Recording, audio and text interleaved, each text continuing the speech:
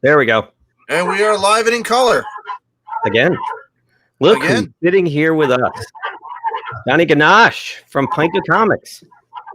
What's going on? My dogs are going nuts, so I was muted there for a second. That's right. So what's happening? Welcome to have you aboard. Yeah, thanks, guys. Yeah, I just figured I'd stop in and see what was going on. Oh, just more controversy in the comic book world, you know. You see this thing? Yeah, we were just discussing Mr. King. I just saw that. Like, I just read it right before I hopped on. Yeah, like, here, let me do this. Yeah, this is a low blow. I mean, you know, he didn't present any history of any hate from Jay Lee. He just accused him of it and asked DC to do something about it. And what did DC real dick move? This happened I think this happened right within the hour. Let me see, because DC tweeted the cover. This is an alternate cover he did for Rorschach #1. They tweeted, you know, lift dumbbells, get strong. And then he responded.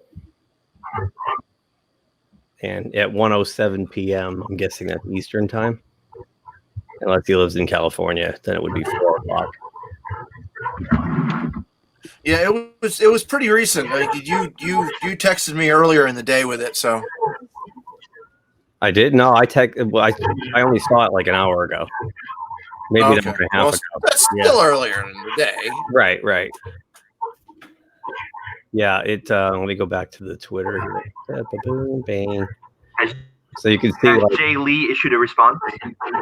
No, he's not on social media. So, but there's a lot of mouthpieces. It's right now. It looks like it's, you know, 4 to everyone defending Jay Lee, and then you've got some people on here who are just clapping for the SJW thing. So, just not cool. I mean, there's just no evidence here. Like, you're going to cost this guy his career. Whoa. Somebody's speaking back. My camera.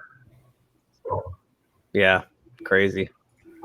I think that was kind of the biggest news. This has been such a slow. I thought there'd be more info today, but well, the big news about the Star Trek panel cutting themselves off for copyright violations. Did you see that? That is too funny. Hey, there's Jude. I was getting pizza. Can you hear me? Yeah. I'll tell you, I haven't left the house all day. Right? I didn't leave the house all day. Decided to leave the house. Thought I'd get my pizza, be back in time. I don't know what it is, but everybody's out tonight. It's Friday. I know, but I never go out, so. I hear you. I was MFing every person in front of me, like, ah! So apparently, the CBS Star Trek panel yesterday got interrupted by CBS themselves. Yes, they did. Apparently, they were using copywritten material, and CBS wasn't happy about that. So CBS decided to block CBS for a good 20 minutes. But of course, you know, these panels are totally pre-recorded. So when they restored it, there was nothing. It picked up right where it was. So I think part of that's kind of lame that they're pre-recording and editing these things. You know, there's no spontaneity to it, and they're able to control what goes on. You know, do you see this thing here? The Batman's going to continue filming in the studio to finish the movie. This is going to have to, because everybody's closed down. Right. Yeah. What does it say about let's see. It's just you know, figure it out. Just get it out. You know, just make the movie. Figure it out. It's Batman, so it doesn't have to have a lot of real world, you know, set pieces. You could do that in a studio. Well, I'm wondering too. Yeah, well, I'm wondering if they would do the Mandalorian kind of thing and bring in those big LED screens and create a virtual world, a virtual environment. Because if they already started shooting on location and they got to try to match it now, that could be problematic. Yeah. But that was pretty interesting. I don't know about this bat suit though. Look at that thing. Oh, is that the new Batman? Yeah. Yeah. It looks like it's motorcycle armor. Yeah. Yeah. I'm a little concerned about the fact that the bat logo looks like it's made out of a gun. If you've looked at it, and I wonder if you're trying to build that into the mythos, like he takes the gun his parents were killed with and makes it into, that's what I'm thinking. Forges part of his costume with it. Ooh. Yeah. Yeah, that I think I read something somewhere that they were going to follow that line of thinking. Brother, do you have headphones? No, I don't. Fortunately, all right. I have a big bulky one. Maybe I could use, but I don't have headphones like you have. No, I know. Just headphones would cancel out or even an earpiece, anything like that. It would cancel out the feedback. Even phone from your phone. Yeah, if you have a phone or anything. Hi, John. How are you doing? What's going on, man? What's going on? It's good to see you, man. Yeah, good to see you. I heard you say you went out to get pizza, and I listen to your show all the time, and I know it's based in a pizza restaurant. But even when you guys were locked down during COVID, you were waiting on pizzas to be delivered. Do you guys eat anything but pizza? We do. And in one of the podcasts, I'm eating a chicken parm. And then the last podcast we did, Keith didn't announce this, but he was eating a roast beef sandwich.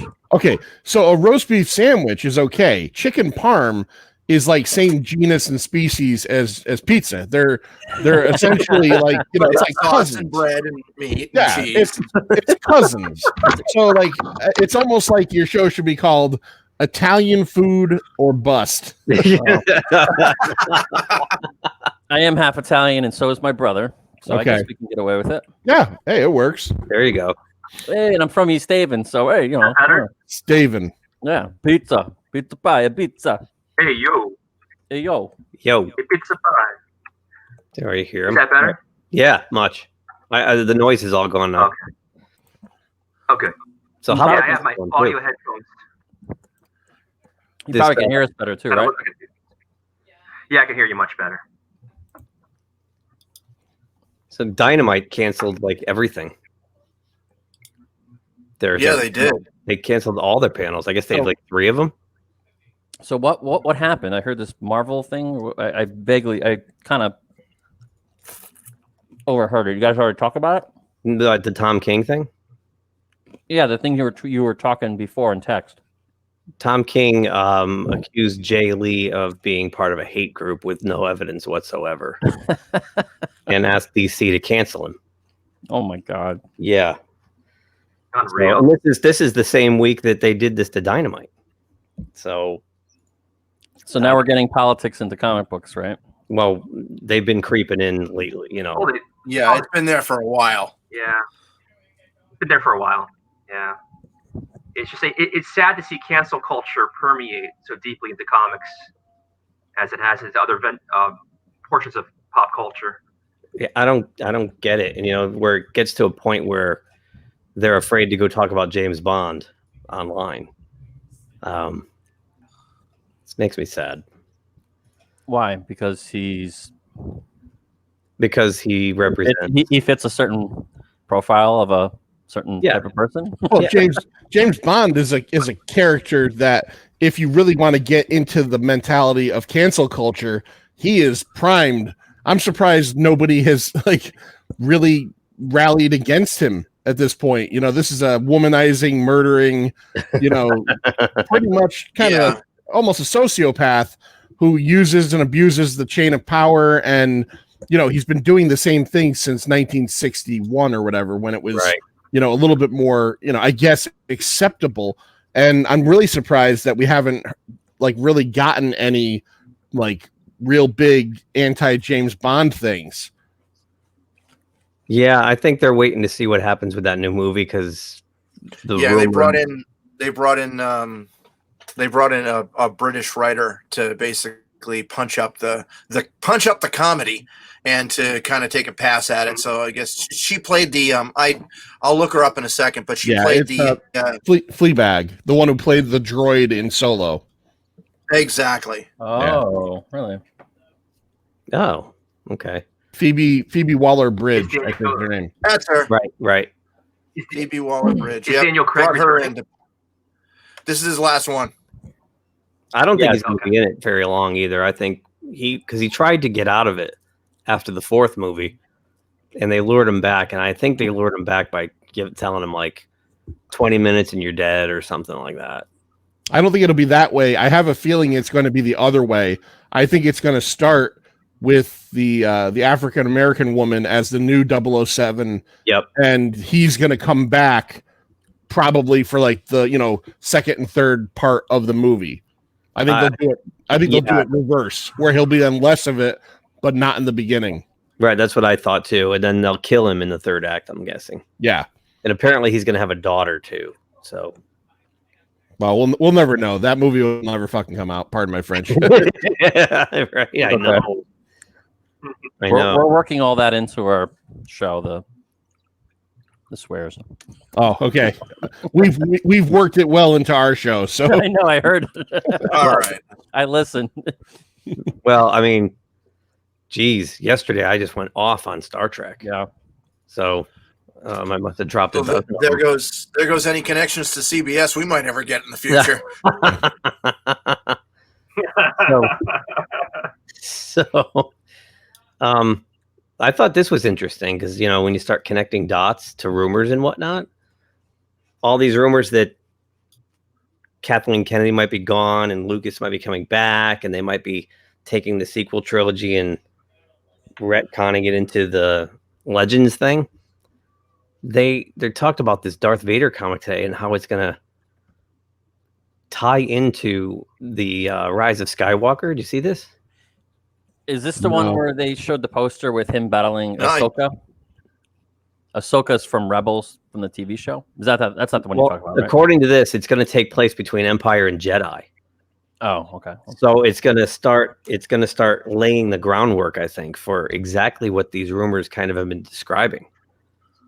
That's what they've done with all of the Marvel Star Wars comics since they came back in 15, is that all of the series take place between or before something, and it's all fills in. Right. So the first one that Jason Aaron wrote was right after New Hope.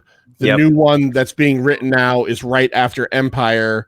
The Darth Vader ones are popping in and out of all over time periods. So they're already doing that. And, it's great for the comic readers to get that kind of and that kind of richness, but it really doesn't matter because 90% of the people don't read the comics. You know what I mean? Exactly. Yeah. Yeah. You could build Kylo Ren up to be the greatest character on Earth in the comics, but if you didn't see it on the screen, who cares? I agree there. Yeah, and I don't plan on doing homework to watch a movie. Yeah. But that's why this is a 5-issue series here, and it says once the story wraps in issue 5, the next story will reveal how this series ties to episode 9. That's I don't know. Interesting. It's kind of strange. Because we're hearing that they want to figure out a way to get to move that sequel trilogy into that alternate timeline. So, yeah, I'm kind of curious as to how they're going to do it. I don't know if they would go so far as to make an entire movie based on the idea. Well, then again, they did do Rogue One, which was an entire movie to get rid of a plot hole. That's true. Yeah. If they're gonna do the whole Veil of the Force thing in a book or series of comics or a video game or something, I can't see them doing an entire movie just to tell the public, yeah, we're not listening to these anymore. Right. Just end it. Just you've got the property, you've got the characters, you've got the ability to make new characters. Just move forward with the Star Wars name, make single offshoot movies, make new trilogies, abandon the Skywalker stuff. It's over. You've buried it. You've destroyed it. It's too much. It's 45 years old. Just move on. It's time. Keith and I were talking about that the other day. I was just saying it's just nice now that we can actually watch something of Star Wars without a lightsaber battle. And that's why I think I love The Mandalorian so freaking much, is because it has nothing to do with all that Jedi, the mythos, and it's just nitty gritty. After obviously the Empire is gone, and now it's like a Clint Eastwood sort of Western. That's why I like Solo. Everybody hated Solo. It was different. Solo's not that bad. No, I just didn't like the casting in Solo. I thought I didn't like the guy who played Han Solo, but I liked him. I thought the droid we talked about before was terrible. There were certain things that were not good, but Woody Harrelson was great. And it was just a fun action adventure movie. And when was the last time a movie that had that bad of a production history actually came out pretty enjoyable? Like that should have been the worst thing ever, with two directors making it for 80%, Ron Howard taking over, reshooting. That thing should have been unwatchable, and it wasn't unwatchable. It was decent. I was surprised. I went to see it, with my AMC movie pass for free, and I thought it was awesome. Really did. It was just fun, like you said. I didn't look too deep into it. In fact, I went into it expecting the train wreck that we thought it would be, and it was just enjoyable. It was just a fun caper movie. Yeah, I agree. And I really enjoyed Donald Glover, who apparently is getting another run at this. So, he was a good Solo was not bad by any means. I thought it was good. What's that, brother?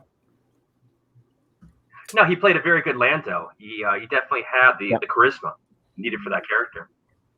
Yeah, I mean, if you told me that you found footage of Billy D as a 20-something, I'd believe it. Yeah, really sold it. So, you see, more movies are delayed. Oh yeah, Top Gun. Yeah, I don't know how I feel about that. They actually had a trailer already for that they released a couple last year. Yeah. So I mean, some of these are getting pushed pretty far. Well, I think it's the theater going all the way till July now. I don't think they want people in theaters yet. I mean, the New Mutants dropped, and they said that they're going to have that released by the end of August. I'm like, how is that going to happen? It's going to be like that's not going to happen. Northeast, and that's it. Like, I mean, depending on what the numbers are in each state. I know. It's And what are you gonna do? You're gonna rope off every seat, so then there's gonna be limited tickets you can get. John, you called it back the first week of the lockdown. You said the year is going to be shot. Oh, it was done. It was done, and it is done. And I still have friends that will occasionally say, well, maybe New York Comic Con, and I'm like, I don't know. Even if they had it, would you really want to roll those dice? Even if you're one of the people that's like, well, this isn't as bad as they say, is that a dice you want to roll? Like that petri dish of humanity? No way. No, I'm afraid of catching something when I'm there when it's okay. You know? I got Concord last time, and that was bad enough. Yeah. I mean, you get caught in the middle of that hall. You get stuck for like a half an hour, and you can't move. There's a lot of fun, there's a lot of funk going on too. It's a shit show, man. Yeah. The building's too small. But there's nowhere else to go in New York. Where do you go? I don't think there is anything bigger than the Javits Center. No, that's the problem. It's just. I've never been to the San Diego Comic Con, but is it pretty big, brother? They have we call each other brother, by the way. We don't call each other by first name. It's massive. We've been doing it since we were. Yeah. But anyway. It's massive, brother. It's huge. But even the San Diego Convention Center is getting packed to the gills. They have to spill up the convention out to all the hotels in the area because the convention center can't contain it anymore. So I don't know what they're going to do. Can I make one suggestion? If you're gonna do the brother thing, could you just add the Hulk Hogan to it? If you're gonna call each other brother, do it right. What do you think about San Diego Comic Con, brother? Brother. Yeah, seriously. I don't even know how that started. But in fact, if we call each other by our first names, it sounds foreign. I'm like, who the hell's Jason? Yeah. Well, this will be something my daughter will be into. That the last Jurassic World is going to have more electronic dinosaurs than the previous two. And they're going to Nice. use. They're She going to. is a dino nut. I gave her a for her birthday yesterday. I gave her this giant the Indominus Rex that like swallows all the other action figures. Nice. Yeah, I was reading that they're actually trying to use less CG and more practical dinosaurs. good. Like, Well, that's what this is, the animatronics. right. It's Stan Oh, Winston. I thought it was a movie. It is a movie. It is. Oh, It's the yeah. third Jurassic Park or Jurassic World 3. 3. Just more animatronic dinosaurs. More animatronic dinosaurs than the previous two. Jurassic World 2. So Jurassic World I enjoyed on a basic like adventure fun movie. Jurassic World 2 was the last movie I can remember seeing in theaters that I was clawing at my seat to get out of. I could not.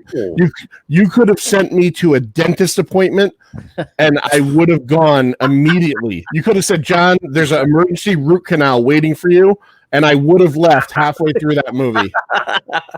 I know. Like, holy. How did you?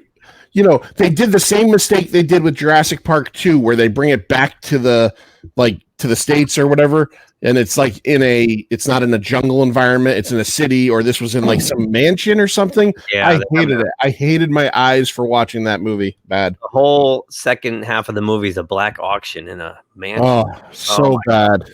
And my daughter loved it because I think a lot of it because we went together, and But man, same with you. I was like, holy crap. And then the whole time I'm thinking, I got to pretend this was awesome when it's over. And to this day, she says it's her favorite one. It's her favorite movie. I actually more saw dinosaurs than all the rest. I actually saw it until you brought it up, and the plot of it. I forgot I actually did see it because it was that bad. Yeah, no, it's terrible. It's I did see that. Oh my god. Yeah, but I'm curious. I'll go see the third one because dinosaurs. No, I will too. I'm an idiot. I'll go. Dinosaurs chasing and eating people. If you're expecting Citizen Kane, you're going to be disappointed. Yep. I am expecting Citizen Kane. I'm already disappointed. Well, speaking of dinosaurs, I still didn't see the newest Godzilla movie, which is what, 2 years old now? No, last year. Was it last year? Mm-hmm. And you guys said they were trying to they're going to do spin-offs now, right? The next one is Godzilla versus Kong. Oh, and there's nothing announced after that. They're probably waiting to see how it plays if it ever comes out. I think that'll be another delay. Definitely be delayed. Oh yeah, it's. I want to say it's back into November now. Yeah, guess what? You're going to see Bond. You're going to see that. Nothing that's going to potentially earn a lot of money is coming out this year. But something bigger that I thought they would delay is going straight to video, and I'm psyched about it. Is Bill and Ted 3? They announced yesterday. Really? Right. Yep, VOD. And you know what? Stop. I think the studios have to stop worrying about I don't understand the logistics of the money, so I get that. They're smarter than me. But stop worrying about the theater experience. Just get your movie out there. Charge $20 to rent it. People will rent them. I've rented a few of them. Like the one that's really irritating me is Tenant. I want to see that. And I'm not, that's going to be 2023 before that thing comes out. Well, there's no way Christopher Nolan's not going to stream that. He's all of this, he's a film. What's the word I'm looking for? He's a film auteur. Well, he's an auteur, but he's also a film historian, if you will. But he's all about the experience. He shoots in IMAX, and there's no way he's going to let that go to stream. No way.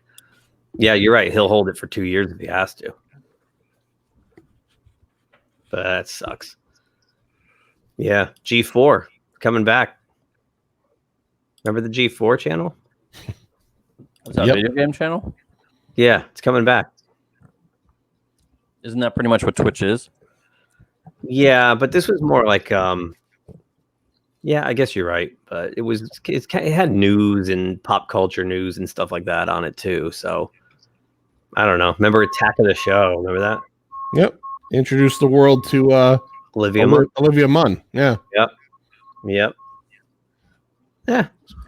Who knows? They used to do a show on there. I think it was called Attack of the Show. I think it was G4. That's what I just said. Yeah. Right there. Sorry, I was stuffing pizza. I was stuffing pizza in my mouth. See what happens when you eat and stream at the same time.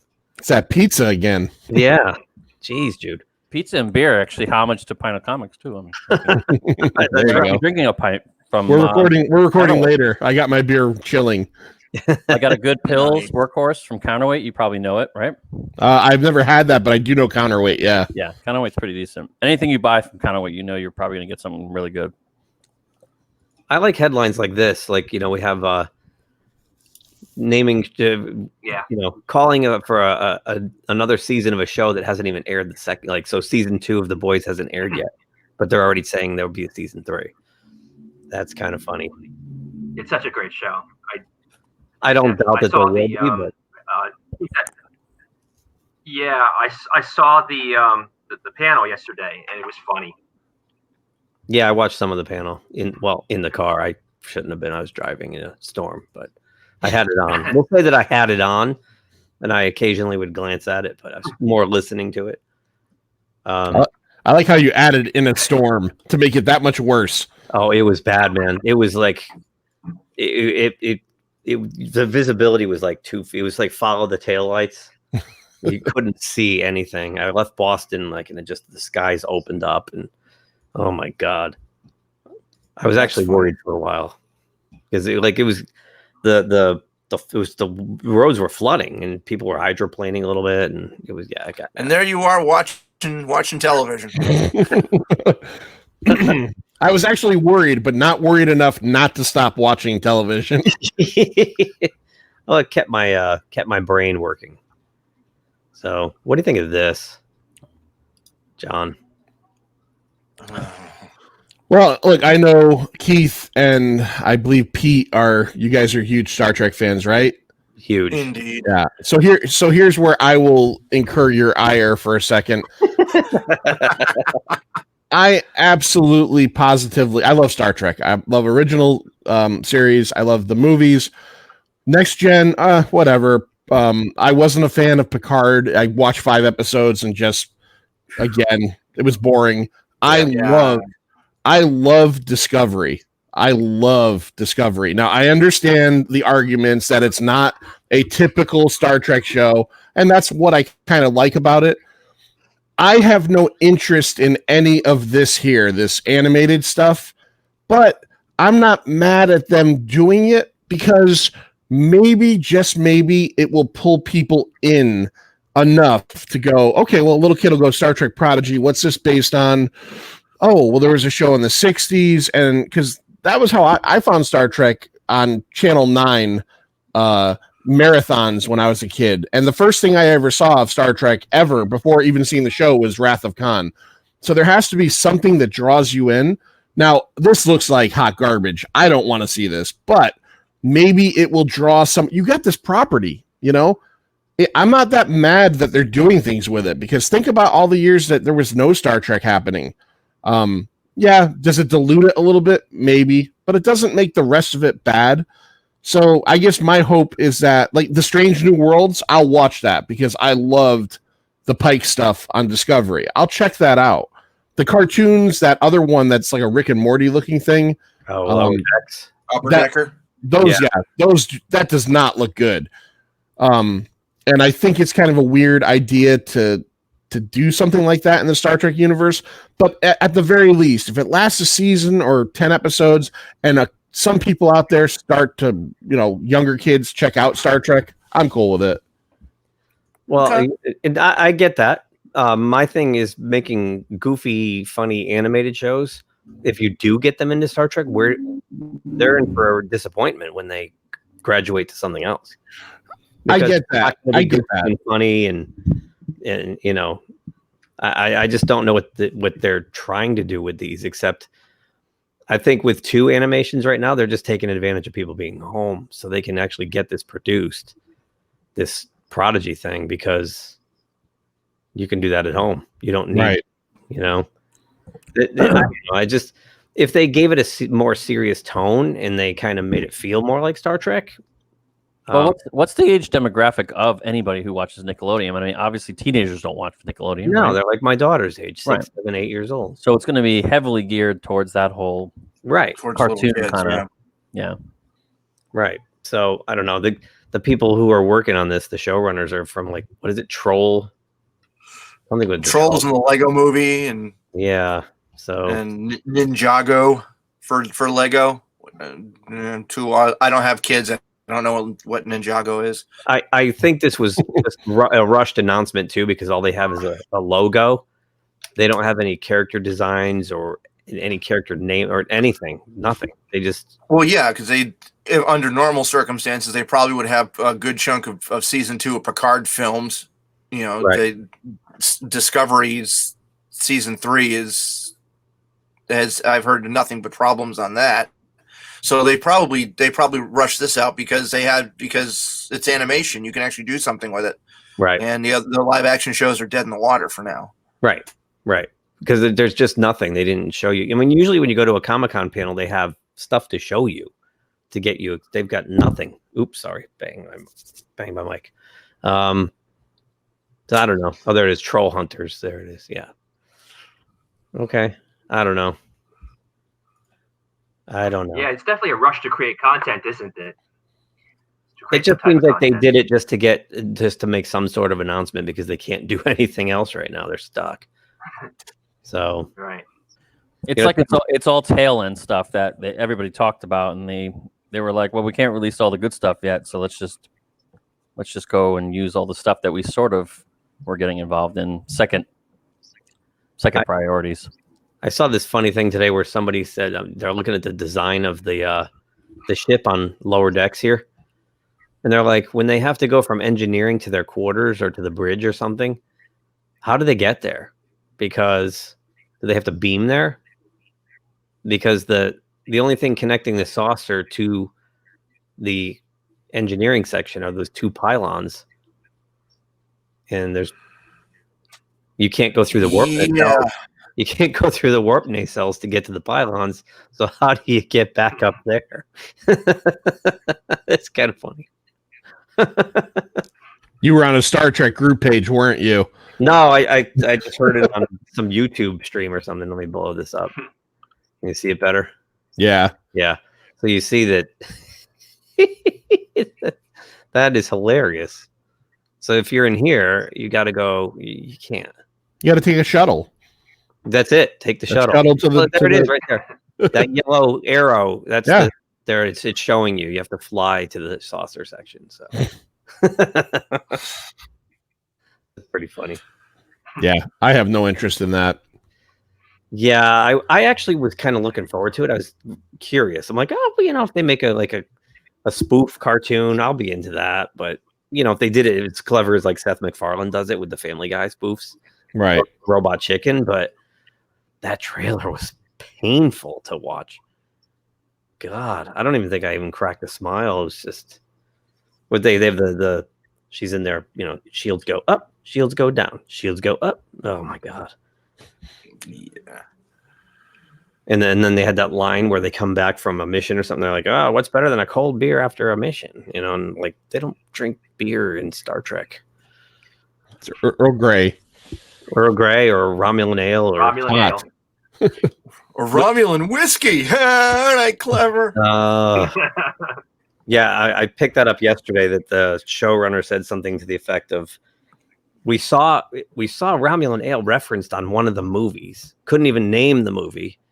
And so we thought it would be clever to put an Easter egg of Romulan whiskey on the cartoon. So longtime Star Trek fans will be pleased with that.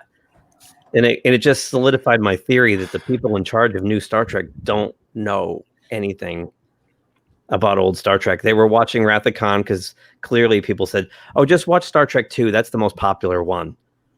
And Bones makes a mention of or gives Kirk the Romulan ale. And they went, oh, wow. They don't even realize it's like a pretty standard thing in all of Trek. They think they found an Easter egg. So yeah, it's like pot in the 24th century. It's illegal, but everybody's got it. Yeah. I'm so pissed Klingon blood isn't pink. It's not. That was my favorite part. Oh, from Star Trek. Do you like the Undiscovered Country? Pepto-Bismol? I loved it. And then when I found out it wasn't pink, they did it so they can. I guess it could have been rated completely different if they made it red. But oh well. Yeah, because all through the shows in the 90s, like whenever Worf got cut or punched or something, he bled red. Right. It was kind of strange that all of a sudden it was purple. Well, they were killed in zero gravity. That might have affected it. Oh, maybe. That's what he said. Yeah. In fact, Sure. Color is black. We'll go with that. What's Keith that? and Pete explained to me during one episode of Enterprise why there's two different types of Klingons, one without the foreheads and one with the forehead ridges. Correct. Did they explain to you why they were watching Enterprise? No, you know what? The The last season is really good. The last two are not too shabby. It's been a long road. Oh. Didn't say everything about Enterprise was good. Doesn't that sound I like started although- watching it because you guys said it was good, and I actually did skip the first two seasons and started watching it. But Enterprise? Yeah. I really enjoyed season 4. I started on 4 and then I went back to 1.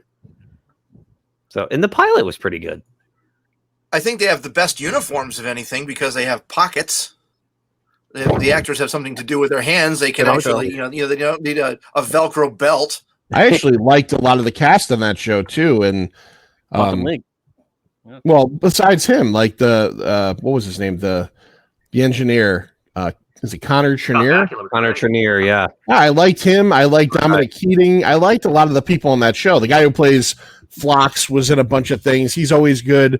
And T'Pol, T'Pol is kind of hot. So they have a couple of those episodes where they have to be like disinfected and they're like rubbing. Oh yeah. Yeah. We talked about that on the show one time. There's like 3-way rub down episodes. It's like this is on UPN. This is on UPN at 8:00 at night, and I'm watching Trip rub down the Asian girl and T'Pol with like oils. What is happening? It was Sweeps Week. You can tell it's Sweeps Week when the girls get naked. So who's a Game of Thrones guy on here? Anybody? I am. Yeah, my brother is. I liked it. Yeah.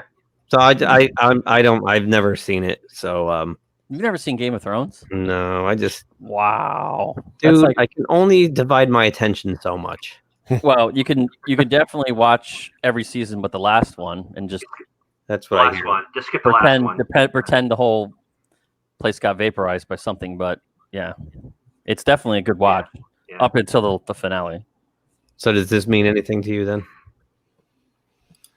The comic? That bad Yeah. cover art. Not enough to actually read it. I mean, I liked watching the show. I have not seen the finale. I've seen every episode but that one. Yeah, I don't think it's really going to be enough to make me run out and buy Game of Thrones comics. I could barely keep up with it as a TV show. That's what I kind of figured. I'm Still got to finish the books too. This George R.R. Martin. well, yeah, I guess that's a point of contention, huh? That would be the perfect Yeah. time. But really, not much else going on here, gang. There's I just read about a bunch of movies this being was funny. canceled. So I know Spider-Man 3 is moved. yeah, but only like a month. They moved it from November to December. Avatar 2 is being delayed, but I heard it's been delayed I don't know how many times. Nobody on Earth cares. I know. Nobody does care, you're right. Bunch of shows got canceled. Sabrina on Netflix. Sorry, my cat's in my face. That's going through a third season, which I enjoyed it. I liked watching on Netflix. Yeah, I don't know. I mean, I'm surprised The Walking Dead is still on, and I'm surprised that what's that other one, the spinoff, I watched. Return of the Walking Dead. But I watched the Walking Dead panel today, and yeah, the Walking Dead is going to have. They're going to expand the 10th season. They're not going to actually start the 11th season. They're going to give us 6 new episodes from season 10, starting in October. So Which would have there started will be in new February Walking Dead anyway. content. Yeah. Yeah, And there's another spinoff coming too. they're going to just Another spin Another one. Yep. third. Well, you said there was a movie in production that they were going to do in the Walking Dead universe. Yeah. Rumor has it that they're doing a Rick Grimes movie. Really? That's all that's all the news that I know about it, is that there's a rumor that there's a movie coming. I think they signed him to 2. I think they signed him to 2 TV movies after he left the show. Uh-huh. So they're going to bridge Gotcha. seasons. I don't watch. I stopped at season 4 because I just didn't care anymore. But I think that he's going to do 2 more. But there's also a 3rd spinoff show starting soon. And yeah, it's people still watch it though. I mean, it's a popular show, even though it seems like most people stopped caring a long time ago, but it still seems like they get a lot of views. Yeah. I thoroughly enjoyed the show for probably 5-6 seasons, and then I guess after the whole Negan thing, I don't know why. I think they started killing off characters that you really liked, that you really just started watching the show from the beginning, and I don't know. Yeah, And so for no good reason too. They were killing off But I characters think that was for the whole no point. narrative reason. I mean, even if you can watch the show without these people, it subconsciously, I just wasn't into it anymore. I was like, all right, well, you killed off this character, you killed off this character, killed off this character, and now I'm just kind of like, who's left? These red shirts, pretty much. They're just minor characters that I don't give a shit about. No, it's true, and I mean, there's only, and of course, Daryl's immortal in the show. He can go through anything, and he can, be stabbed a billion times, and all of a sudden it's like, oh my god, he's dead, and then all of a sudden, right, because they know if they get rid of him, the whole female, Yeah, if he left audience, the show. every female on the planet would. Well, stop yeah, watching the show would just. The show would implode. I believe the term is called plot armor. That's pretty much what it is. Yeah. For what's his name? For Norman Reedus, it's called a nice paycheck. That it's like job security. I remember when the show first started, I went to a con like the first or second year that the show had started, and his character started off as like a bad guy essentially, and then became part of the group. And I remember I saw like this soccer mom, wearing a T-shirt that had the Walking Dead logo on the front, and then on the back you could tell like she had made up. It said, "Daryl dies, I walk." That's right. And it's like true. It's like you're literally tuning in just to see a hot guy, and somehow hey, good for the show, because like it's 10 years old now. right. Is it? Yeah. And, Oh my and, God! You're and I'll right. tell you the 10 truth. years old. If you watch the first season and just watch the first season alone, because I have them on Blu-ray, it's by far the best season ever. Frank Darabont. Yeah. Extremely enjoyable. And then once Frank Darabont left or got pushed out, whatever it was, it got very shaky very fast. That first season and parts of the second one, the first season in particular, is very good because it's very, the book is great. It's very close to the book. And then as it went along, it diverged from the book a lot, and it just lost it. Yep. Well, according to this article, came out 4 days ago, Monday. They're still planning to go ahead with that Rick Grimes movie theatrically. Just says, wow. David Alpert When says something's already jumped the shark, just don't even bother. You know what I mean? It's like, why? Well, they have to explain where Rick Grimes' character went. right. What's that? Rick Grimes' character went. Well, they have to explain where Rick Grimes' character went because, spoilers, he actually departed the show. They got rid of it. They actually shunted his character off the show. So they're going to have to explain what happened to him in that 6-year gap, But question is, does anybody care? So that's probably what the movie is. Yeah, right. Well, they're hoping so. Yeah. If they're going theatrical, they hope so. So it looks like their only holdup right now is they can't shoot. So I think they're ready to shoot. And according to this quote here in big giant letters from David Alpert. So, if they're able to do a third spinoff, people care. Yeah, true. Yep. But yeah, that's the news is very thin today. I thought I expected more today. I get Wednesday, Thursday. I thought today would be a little bit more. So Dwayne Johnson here is going to play Black Adam. Is that what this is? Yeah, for the last They've 5 been years. saying that Yeah, for I didn't talk. years. Because I'm looking through all the movies that are trying to get pushed until 2021, and I didn't even know that The Rock was going to play. Oh yeah, that's old news. Yeah, they've been saying that for years. yeah. That was planned before the Shazam movie was even That's considered. true. You're right. That was supposed to come out before. That was supposed to be done and come out, and then he was going to be a part of the Shazam stuff. And it's still DC, the DCEU. Well, the lineup here is the Black Widow was supposed to be released this year in November. Then the Eternals was supposed to be released in February of next year. Then Shang-Chi and the Legend of the Ten Rings, which I've never even seen that comic book. That was Master a big of Kung 70s Fu. comic. Is that Kung Fu? Master of Kung Fu. Okay. Yeah, Shang-Chi. Then Spider-Man Homecoming was supposed to come out 3. Thor was supposed to release, I guess, his 4th film, right? Love and Thunder. Yep. Doctor Strange, which Natalie I Portman. love the first. What's that? Then Doctor Strange. Natalie Portman is supposed to be Thor. No. Yeah. Yeah, where you been, man? No. Yeah. They Jesus. announced that last year. Yeah. at Comic-Con. Really? Oh, Yeah. Jesus. I might have just didn't just Come on, took it out of brother. my head. I might have just left that come out of my head the first time. I heard it. By the way, I might get booed, but great story arc in the comics. When Jane Foster became Thor, it was awesome. To cure cancer. I think they're going with the same reasoning.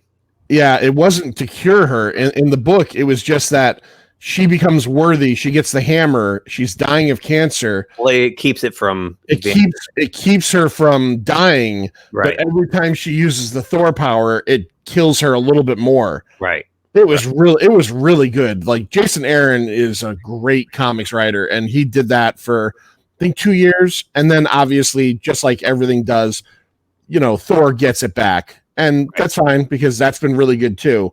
But I'm not always into, I'm not the guy that I don't have a problem when they change characters around here and there. I do sometimes think that maybe the reasoning behind it could be, we want to throw a female character in or a minority character. Instead of creating a new character, let's make them an existing character. I don't always think that's right or it necessarily works out, but sometimes it does. And 2 times that it did was when Jane Foster became Thor. And I mean, this wasn't a minority character, but when Octavius became Peter Parker, Spider-Man. Yes. that was incredible. Wasn't that For great? a year and a half, 2 years, you got to see Spider-Man from a different point of view, and it was great.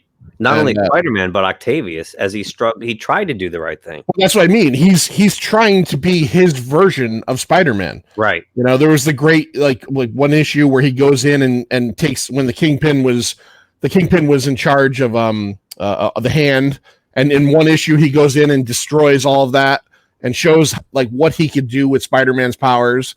It Right. was so well written, but you get so many fans that get so pissed off because Peter Parker's been Spider-Man for 65 years. We can't have him not be Spider-Man for, 2 years. We got to get him back. And sometimes it's great. Sometimes if it's a good writer, that stuff is really cool. And just to get back around to it, if you guys ever get the chance to read the Jane Foster Thor stuff, I think you'd be pleasantly surprised.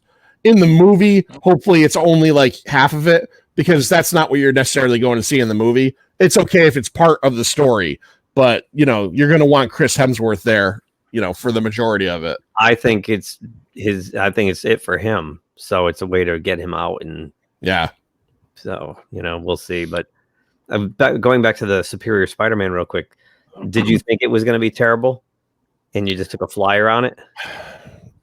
I don't remember if I thought it was going to be terrible, but I'm one of the rare people that I like Dan Slott's Amazing Spider-Man a lot. I liked what he was doing with the Octavius character there already. So I was fine with it. And I don't know if I thought it was gonna be terrible, but I could definitely say it was better. Like when it ended and Peter came back, I was kind of sad that it wasn't Otto anymore. Me Like, too.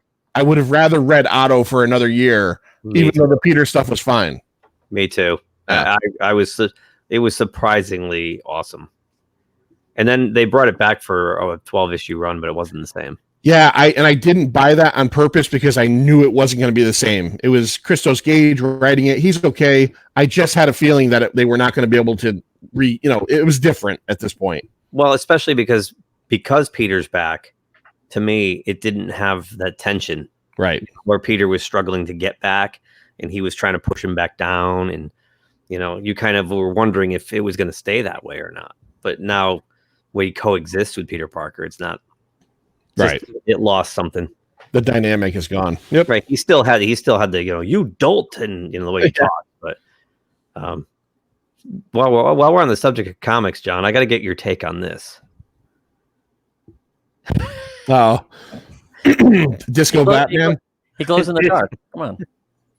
Batman should glow in the dark. So here's the only thing I know about that is someone tweeted it and I retweeted it and I was like, please no. And the writer, James Tinian, I guess, has gotten so many bad tweets about it that he came out and made it a point to say that it's not the new Batman costume. It's just like an alternate, like who knows what, like he's going to a rave. I don't know what it is. So drop some ecstasy. Yeah. Maybe he goes into a dark hotel room with that, turns the lights up, and he can see all the semen all over the walls. I don't know. I have no clue what it does. But he made it a huge point to say that this is not the new Batman costume. Well, he is a detective. He's got to find semen. If you look at the torso, there's a lot of white splotches all over the torso. Oh yeah, no, he's been loaded for sure. And this is coming loaded for bear. This is coming from a guy who non-ironically loves the Azrael Batman costume, that terrible 90s Batman. I love that shitty costume. I would be fine if a newer version of that came out. That thing is like, I don't know. That's just bad. My first thought was I just thought of George Clooney in that last Batman and Robin movie. It looks George Clooney-ish, and it also looks like, if you remember the last costume that Val Kilmer wears at the end of Batman Forever. Oh, yeah. Where it was like he had the UV, like he could see in the bat sense and everything, and it looks kind of, I don't know. It's I guess it's kind of shitty in the same manner. Maybe it's just a tribute to Joel Schumacher because he died that they designed this costume for him. Maybe. And I don't know if you're familiar, Keith, or any guys on the panel, but the character in the bottom right is a speculator's dream right now. That is Punchline. That is the new Joker's girlfriend who is replacing Harley Quinn. And I guess like the day her first issue came out, you couldn't find it anywhere. Oh, really? Yeah. I got a copy because I collect Batman. But like if you didn't have it on a pull and the local comic shop I go to, he said that he was getting calls all day long from people about like, do you have Batman, I don't know, 83 or whatever issue it was, all day long, people calling, do you have Batman 83? Really? So that's who that is. That's Punchline, and she is supposed to be DC's new Harley Quinn. She slit Harley's throat in the last issue there. Oh, really? Yeah. Oh, sorry. No. I'm What? I'm spoiler. I'm fine with spoilers. I'm always behind. You'll probably forget by the time you get to it. Brother, what are you reading now? I'm not reading any really new comics. I'm reading a lot of old stuff. I'm going back and reading some old Irv Novick, Jerry Conway Batmans from the 70s. I'm on a nostalgia trip.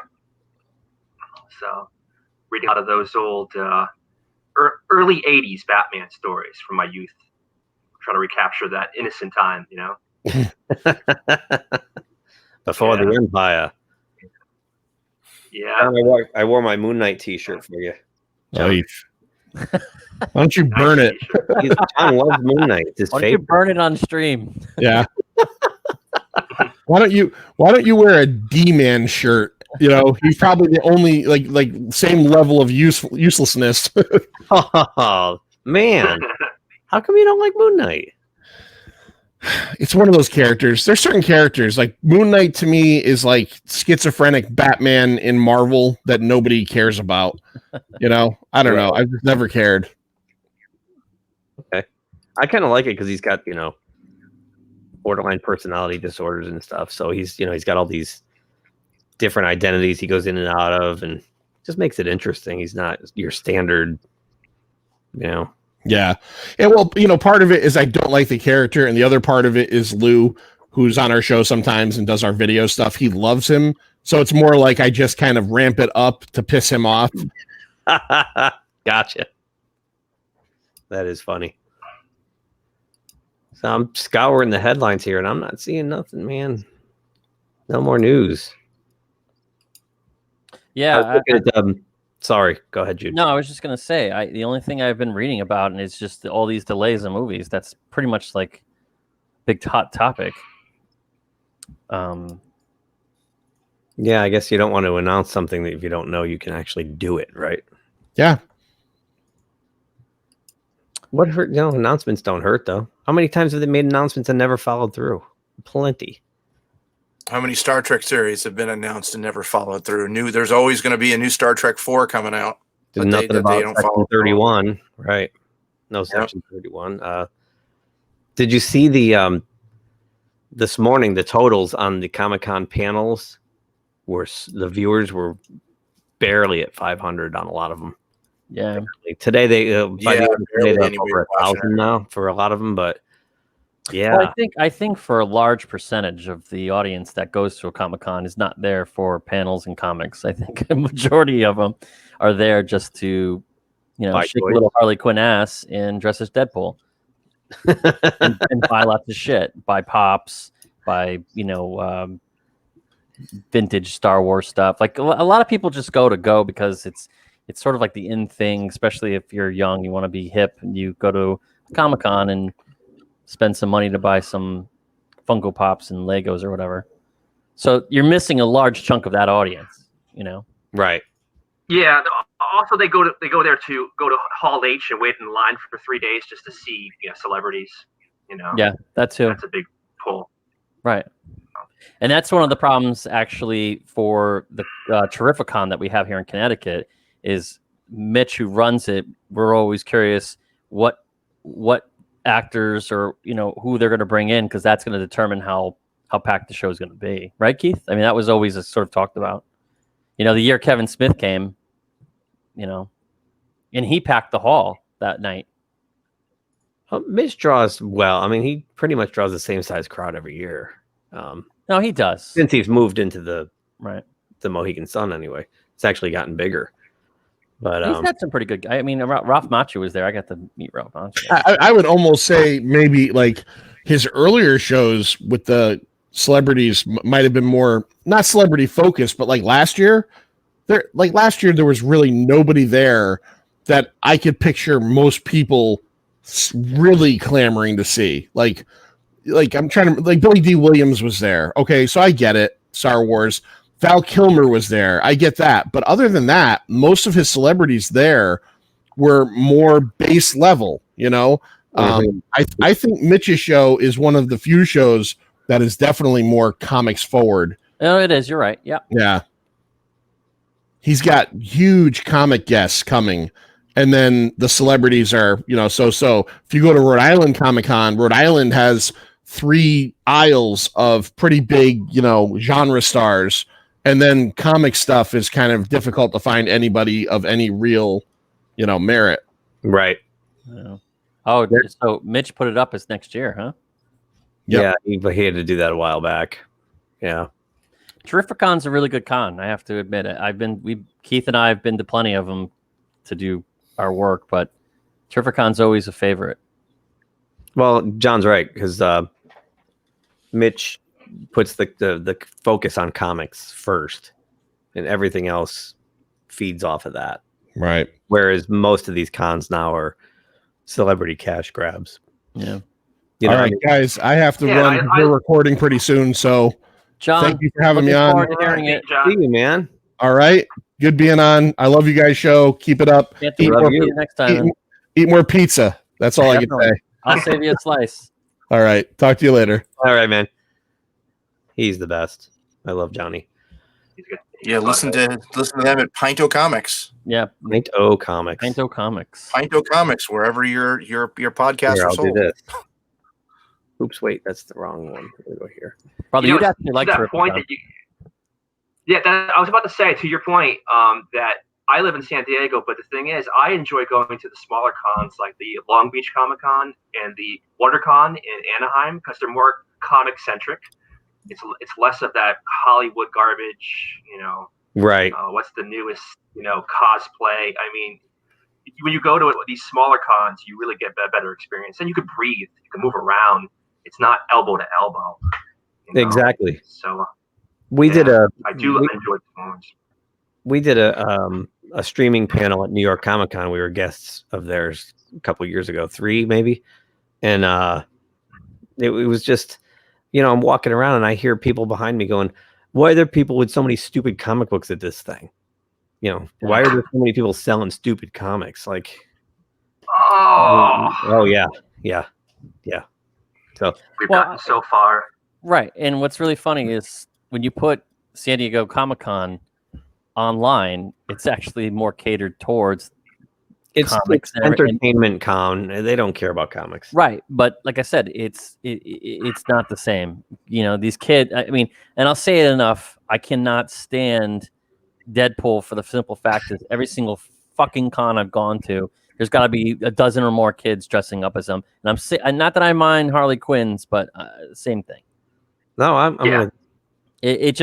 It sort of leaves a bad taste in your mouth, and the whole day, every time you see one, it reminds you of that bad taste in your mouth. You're like, oh.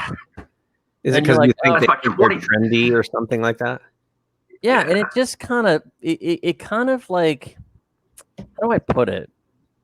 It's kind of like really, really liking something a lot, and then just having somebody just shove it in your face constantly, where it's just the magic's lost. You just like, I can't watch this anymore. I can't read this anymore because I'm sick and tired of seeing it. And I think that's how I feel about cosplayers. Save it for Halloween, man. Yeah, you probably win more prizes on Halloween. Yeah, I hear you. I mean, it's not that it's terrible. It's just oversaturated. I just don't get Deadpool though. I just think he's always been a ripoff of Deathstroke, the Terminator. I just never understood the popularity of that character. I think it's because it's just me. Because the difference is he breaks the fourth wall and makes a lot of jokes, and right, and they cross over him in every like Ambush Bug did in 1982. I mean, I'm sick and tired. John Byrne She-Hulk did the same thing. Right, but I'm also sick and tired of going to a comic book store and in seeing him crossed over with every single Marvel character. I feel like they just do it because they know the comic will sell, because there's just it's bankable.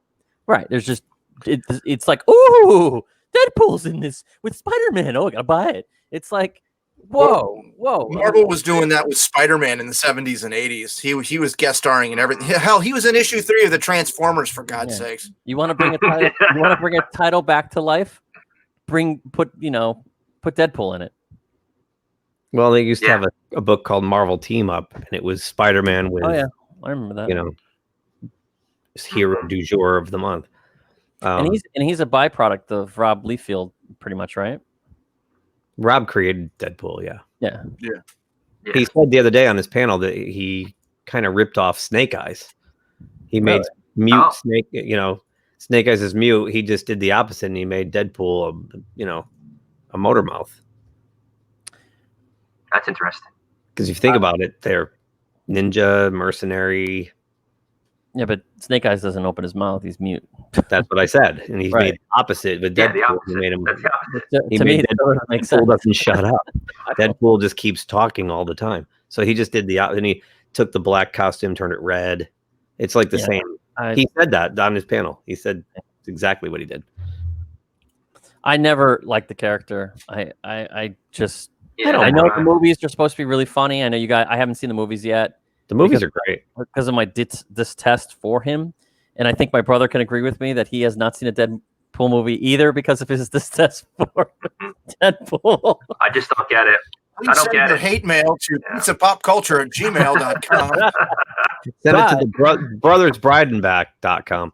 But I will see it if you say that I have to see it. So, and I still want to see these Superman cuts. I definitely want to. We got to do a Superman night 1 and 2 with those those different edits, which I never saw. Yeah, did you ever see those, Jason? What are you talking about? What's that? See, he doesn't even know. The Richard Donner. I don't know what this is. This Oh, I own it. Oh, yeah. Okay. Superman 2, right? Yeah. Yeah, the Donner Oh, version. one hand. Yeah, Oh, yeah. Yeah. I haven't seen him yet. I thought you meant I thought you were talking about the Man of Steel. But Oh, geez. No. yeah. Which, yeah, well, Very disappointing. Yeah, the Donner cut. The Donner cut is surprisingly well done. I mean, they took scenes from like practice sessions and stuff, like rehearsals, but they pasted it together to make it cohesive. Right. It doesn't always work, but but it's like finding a whole new Christopher Reeve Superman movie. it really is. Yeah. So I know everybody's hot on Funko Pops. oh, I know. I you know what's really funny? I stumbled on a stream. These are the new ones. Stream, and some kid said he bought a Funko Pop limited edition for $300. I'm like, are you freaking kidding me? Why would you buy a Funko Pop for $300? You couldn't pay me. No, I do like this one. They're selling at Walgreens. These are the from the Comic Con shared retailers. Look at the Walgreens one right here. It's the horrible Deadpool in the Wolverine movie. Yeah, I mean, if you gave me one, it'd be at Goodwill tomorrow. I might actually have to go get this one because it sucks so bad. That's awesome. But what I don't understand about them, there's no articulation other than their head goes completely 360, right? You can just spin their head around, right? But other than that, their arms and legs don't move. So what do you do with them? You just sit there and go, like they're going to live there. You put them on a shelf, and then then they are actionless figures. So in 30 years from now, they're just going to be all landfill. It's going to be plastic, vinyl plastic in the ocean and in their landfill. 300 years from now, someone's going to dig these up, and they're going to be in perfect condition. We'll all be dead. And we're perfectly preserved Funko Pops of Doctor Strange. In fact, last night when I was watching Alien, I do have to get my Alien action figure out. Do you have some Funko Pops from that? It's funny because when you do go to San Diego Comic-Con, that exhibit with all the Funko Pops, it's like a mob scene. You cannot breathe. You can't move. Oh my god! It's really scary.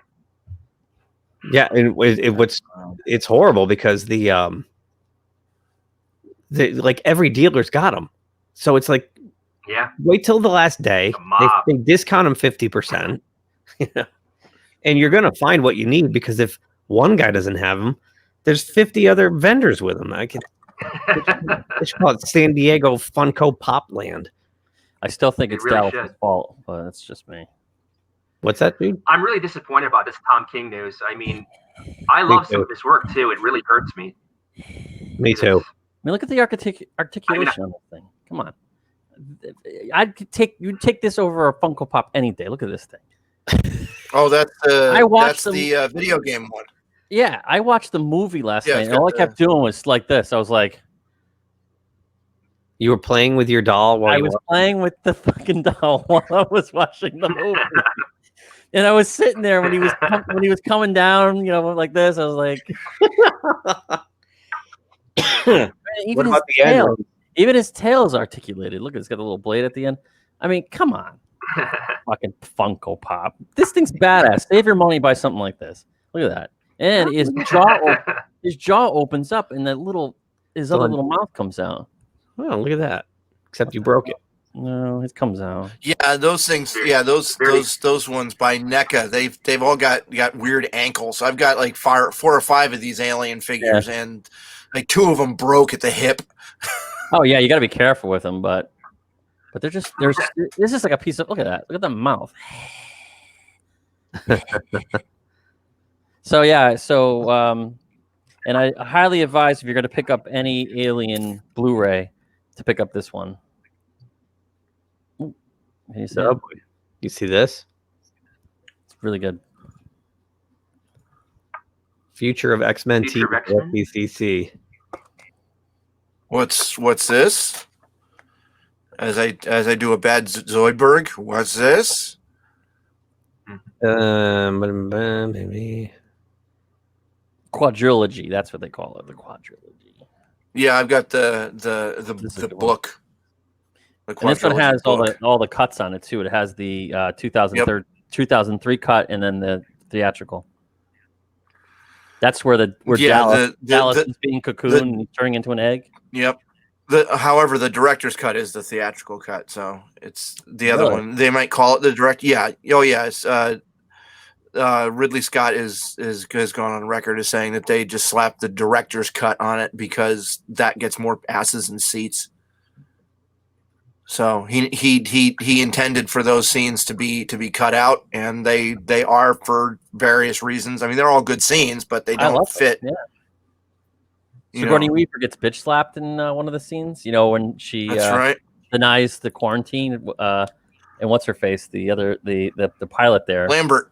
Yeah, Lambert. It just the navigator. Boom! And it like I slowed it down. She legitimately slapped her really hard in the face.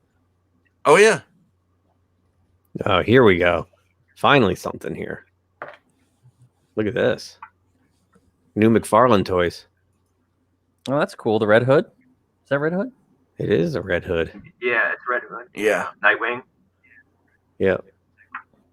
Nightwing and that Flash looks pretty badass. That actually, I like that. You know what's really crazy is if you were a kid and you saw what toys were going to be like in the future, compared to what we had. Oh, I know. And what we worked with. This Cyborg looks a little too cartoony for me, though. Like, yeah, that's probably it's the animated version. Yeah, it looks like from the Teen Titans Go or something. It is. Yeah, it's from Teen Titans Go. That's kind of weird. Teen Titans Go, believe it or not, it's for kids, but it's actually not a bad cartoon. The game. It's actually not a bad cartoon. I've That's watched that Arkham game, right? Yeah. Yes. Destro looks awesome. I was going to just say the same thing. Deathstroke looks really cool. Wow. Yeah. And Thomas Wayne, that's cool. Oh yeah, from Flashpoint. Yeah, that's cool. I'm surprised they didn't do the metal Batmans. Oh God, I hate one of the worst comics I've ever read, and they're making more. Yep, we're still doing it. Yeah. It's called heavy metal now, I think, or something like that, or death metal or something. Did you read that, Jason? I haven't read that. Metal? No, because I heard such terrible things about it. So I read the first issue. Clear.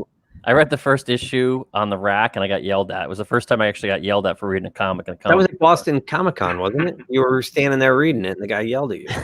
I was with you. He said, there's some comics I want to read, even if they're bad, and I'm not going to buy them. Yeah. So it's not worth reading, huh? Oh, it's beyond confusing. I don't know what's going on in it. The writers are great writers. How can they write such Scott shit? Snyder, and Greg Capullo, but Scott Snyder, yeah, it was a mess. I guess it's supposed to be like an alternate universe, kind of a weird. And it was like Gladiator tale, and like it's supposed to be like. You're supposed to have like heavy metal music in your head when you read it. You know, it was so dumb. Yeah. Put on my Iron Maiden albums while I read it. I would literally go through the 20 pages and at the end go, I don't even know what I just read. Like I don't know what I read. Well, there were so many better comics. The White Knight series, brother. Did you read White Knight? Oh, that was fantastic. Keith, you have to read White Knight. It's so good. I have to. Both of you, Pete and Keith, you guys should write. It's really, really good. Let me see. Probably one of my favorite Joker stories. See if I can get the trade. It's very good. And I think they're releasing a sequel too. Yes, they are. It's pretty much Joker. It's pretty much Joker suppressing his insanity, and he's got to actually. It's like he has to actually take a drug to kind of keep him in check, and eventually the drug starts to kind of wear off. And then he tries to fight going back to being insane. And Batman... And he turns everybody against Batman. Yeah. He turns everybody against him. Yeah. Sean like a politician. And there's 2 Harley Quinns in it, and one Harley Quinn hates the other one and tries to kill her. Yeah. It's very good. It's really it's done very well. It's really good. I think it's only 5 or 6 issues. Well, this is a book 2. This one says oh no, this one just says White Knight. You'll Yeah, read that's the one that's you'll read the first couple issues and you'll probably finish it in one night because it's that good. I couldn't wait till the next issue came out. I would go back to the store almost the next day. Is it here yet? Because I liked it that much. Only $8. Add to cart. Yeah, it's definitely worth the read. Yeah. Check out the private chat. I sent you a link for this really good animated Batman from Japan. $100. Really?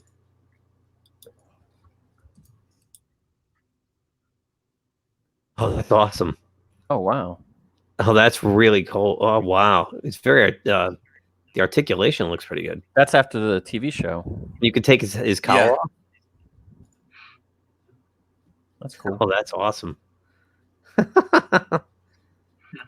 How tall is it, Pete? 6 inches.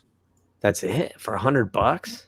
That's what she said. 6 inches for $100. It's probably in Japan. It's Mafex. Mafex. Yeah, 6.3 inches tall. He'll get 1 base Batman bowl. I think they meant cowl. And the other is unmasked with an animated Bruce Wayne. Oh, that's cool. I hope we can get more animated figures to go with Bats in the future. Maybe his faithful sidekick, Robin, the Deadly Joker companion figures. The new Batman Adventures 6-inch scale figure from Medicom Toys is priced at $99.99. Expected to release in May of 21. Pre-orders are already live and can be found here. That is awesome, though. Look at that thing. Damn cool. I actually have a maquette of that of the Justice League version of Batman. And where'd Keith go? I have no Lost clue. Keith. Did he end? Keith is gone. No, he's here.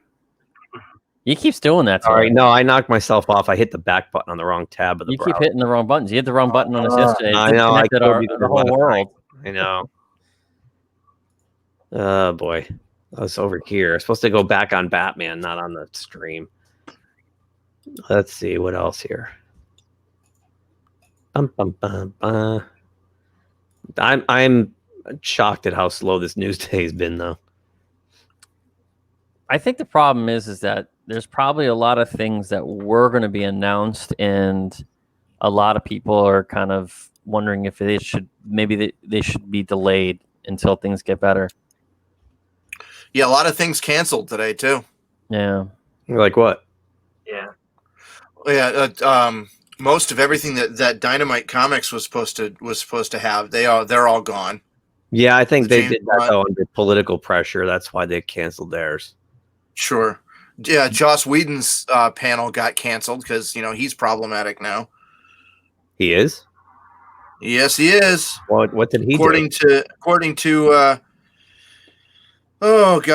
to Ray Fisher, the guy who played Cyborg. Yeah, and then that's like his only role he's ever done. He's out shooting himself in the foot, saying how Joss Whedon was really badgering on the set, and he'd say a lot more, but there's NDAs that keep him from saying it. And apparently he's said all sorts of sexist comments, and he's not really the pro-feminist that he claims to be. Well, they mysteriously removed him off the schedule. Yep. Josh Whedon, 22 panel removed from schedule, mysteriously removed. Yeah. Take Twitter down, please. There's a lot of drama going on. Whole fucking thing with everybody's a problem, everybody's offensive, everyone's a hater. You're either far left or far right. You can't be in the middle. If you're in the middle, you're still problematic. I'm just tired of the whole thing. Sorry, Ray Fisher, but it seems like it was your first job. Maybe you don't know what a pro movie set is like. Okay, Maybe that's what it was. Because these fucking millennials don't know, like, no, the word no. Because they got a trophy growing up and they were told they're And special. there goes our views. No, Be sure to follow us on Twitter at Pizza Pop Culture. it's true. It's like, what the hell, man? Well, God. it just seems like we're getting to a Why point. did these complaints come out years later, and why did nobody else make one? Well, it seems like we're getting to the point now where it's extremely hard to appease everybody. I mean, it's like happens. This is what happens when you try. it's like you have to have a meeting before the meeting to have a meeting saying, "Okay, guys, there's going to be this many people there, and we got to make sure we don't offend anybody." Yeah, it's 1984, and you're being penalized for thought crimes that go against the narrative, and that's the way it's panning out. And the thing is, no matter what kind of content that you create, somebody's going to find it offensive. Somebody's going to find a kernel or something that you do offensive. So you can't win. Yep. Well, we were talking about this in a prior podcast, brother, about how a lot of older movies that you can't change because they're considered iconic films. You can't change them, but they're trying to find ways around it to either not have it play on a particular, I don't know, channel, or I don't know. They're just trying to censor stuff now, which you can't do. You can't go back and cut a film for modern day because you're offended from something that was shot in 1940. I mean, can you imagine watching certain movies that you grew up watching in the 70s and 80s and they're edited for today's standard? The fuck? Yeah. You can't do that. Well, imagine Pulp Fiction being released today. It would never be released today. I'm glad you brought that up, because the one person who has not been dragged into this yet is Quentin Tarantino. And you know why? Mm-hmm. Because he can fight back. Why? Because he'll stand up for himself. They won't go after someone. They go after the people who bend a knee. So yes, they do. Quentin does. Every single back. person they target bends the knee. They will not go after someone who's going to fight back and tell them no. Yeah, but the sad thing is you spend more time trying to figure out how you can do a movie that won't insult anybody. That it's not even a movie at that point. The content is garbage. It's just a statement. It's just a statement. When you put the idea of, checking off the boxes before you even get into story and character, you've already gone down this slippery slope that's doomed to fail. Because it's no longer entertainment when you're trying to tailor messages for every single person in there. It's identity politics, so that we can make sure everybody in the audience can identify with this. My question is entertainment's going to wash out. It's going to water down to the point, and it's not going to make money.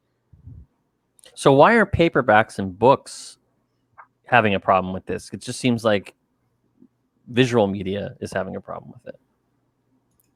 Do we know paperback books aren't having a problem with it? Maybe they are. I went to a bookstore the other day, actually, and because I was in Middletown, there was a RJ. Do they have a problematic aisle in Barnes and Noble? No, but they're releasing all these books against Trump and releasing all these political books, and that's different. It's nonfiction. Okay. Good point. Yeah. That is a good point. It's nonfiction. This stuff is supposed to be entertainment, and you're supposed to escape in it and forget the real world for a while, and all they want to do is pile the real world into it. So the only way you can actually get a movie done is if it's based on an actual event that it may not offend anybody because it actually happened. Is that what you're trying to say? No, I wouldn't even say that. The way they're trying to retcon history. Right, unless they're trying to retcon history. They try to retcon history. Right. Yeah. And the worst type of censorship is self-censorship. When you find yourself, like Keith was saying, censoring yourself before you've even started the process of creativity, you've lost the game. And that's basically what to make it provocative. Right. That's kind of what they're calling Comicsgate. It's creators who don't want to do that. They're not going to compromise their character or story for checking boxes. Right, but then they get blacklisted. People. They just want to continue to create content the way they imagine it. But then they feel clearly that's problematic. Right. And if they don't follow along, though, all of a sudden they're going to get blacklisted, and we're not going to, you don't ever work in this town again. Right. And that's because there's this whisper network inside the comic industry where they're recruiting all these little cult foot soldiers to go in, like what just happened today with Tom King. He's one of them. And he's trying to ruin Jay Lee's career over hearsay and rumor and labeling. He's labeling this guy. That's bullshit, man. Sorry, Tom King, you never get in my business again. Way to go. Very disappointing. Yeah. So, you know, the comics industry is not in enough trouble. They got to eat themselves from within, right? Yeah. Assholes. So it looks like the New Mutants is being shortened. Really? Oh, Yeah. really? It says here. They can release another cut later on? No, actually, no. It says that the original cut was 20 minutes longer. We Just put in together case we all the fuck this deleted up. scenes. They're going to put all the deleted scenes on the Blu-ray or something, I guess. I think it's going to be the new norm. Well, if we fuck it up, we always have another cut of it. Well, especially if you can't put it in the theater, so you can sell it twice on Blu-ray. I wouldn't be surprised if That's that going was to be part of the the plan. future. That's going to be the future of money, or money. The future of movies is basically like, if it doesn't work out, we can always recut it Yeah, and re-release it. and re-release it. So let's not concentrate on making a good story the first time.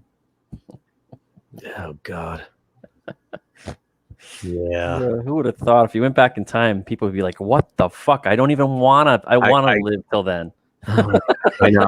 I thought we were supposed to be going forward. In time.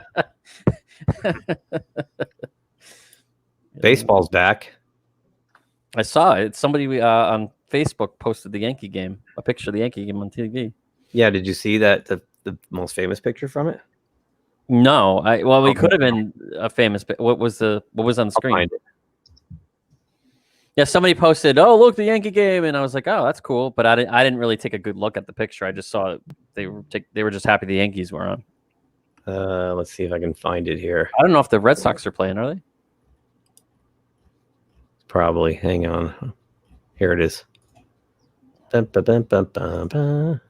Well, geez, brother, if the Padres end up playing, there'd be no difference if there was no fans in the stand.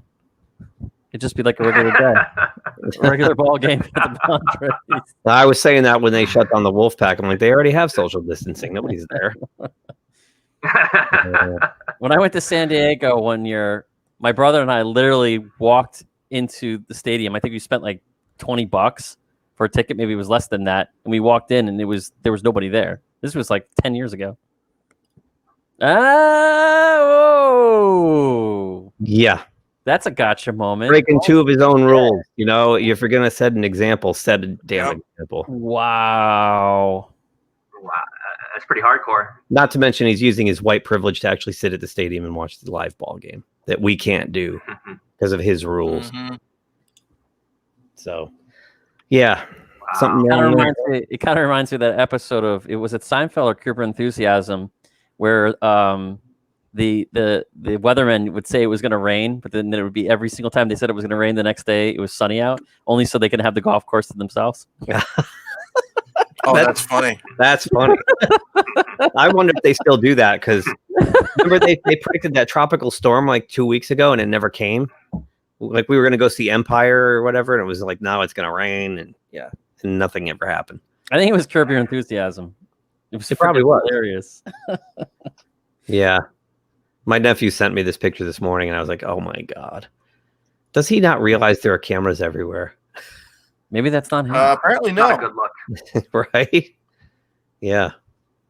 Well, the guy next to him seems to be following protocol.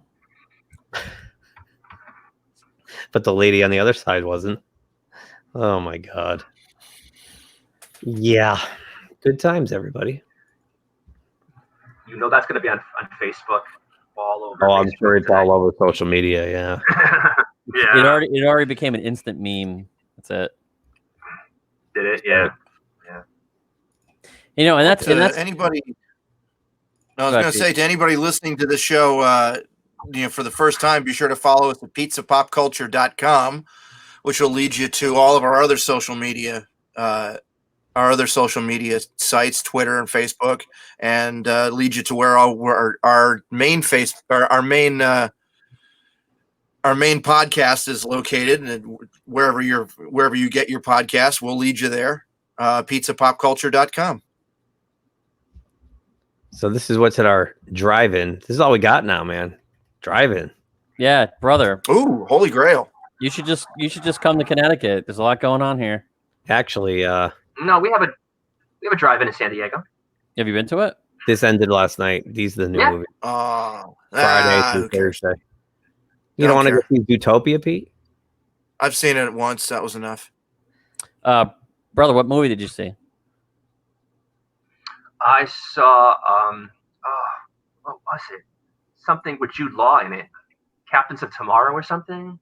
Oh, Sky Captain of the World. Yeah. Yes, I saw that. Wasn't Angelina Jolie in that? Yes, she was. Oh, I can't- That was the I can't first remember. movie ever cut on Final Cut Pro. Yeah. Was it really? Oh, wow. Yeah, that's why I went to see it and was.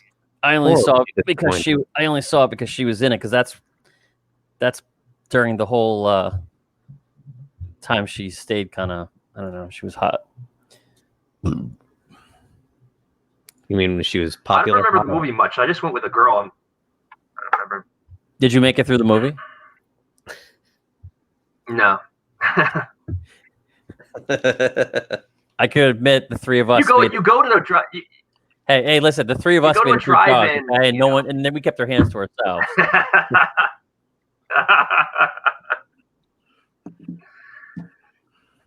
Yeah. Troll. Well, actually, Keith and I shared a soda.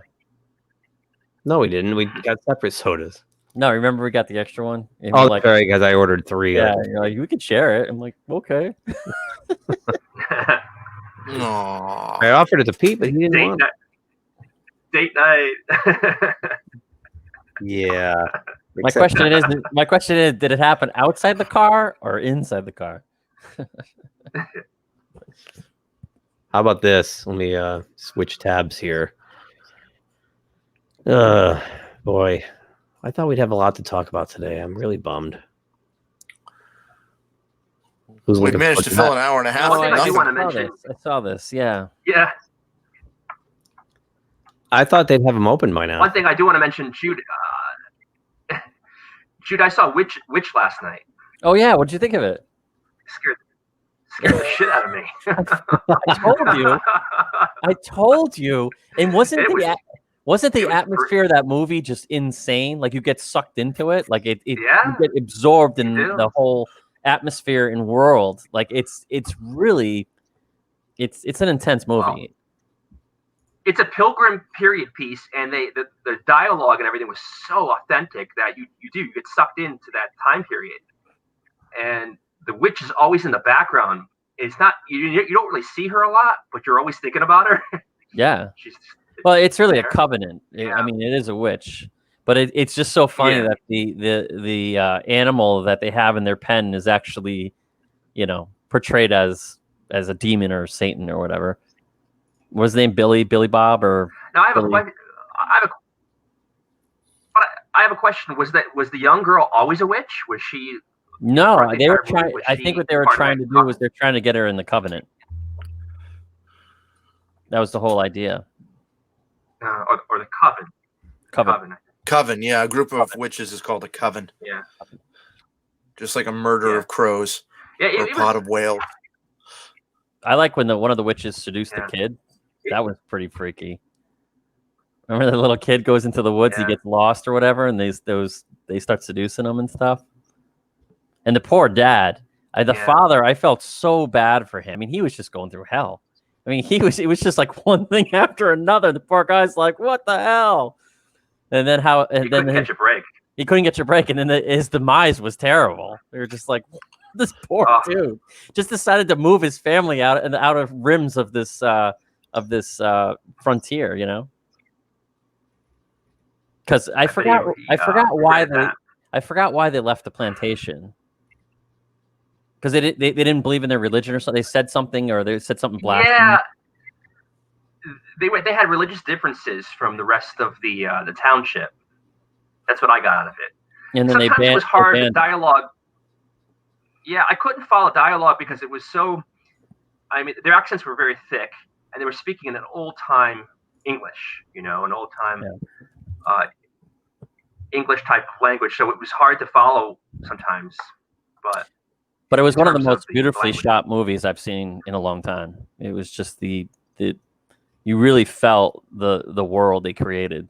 You felt like you were really there, and that's what I liked about the cinematography. Yeah, I don't think it's a movie for everybody. It's definitely a movie that some people like. Some movie watchers were, just people who just go to cinema just to be entertained. That's not their type of movie. They totally would not get it.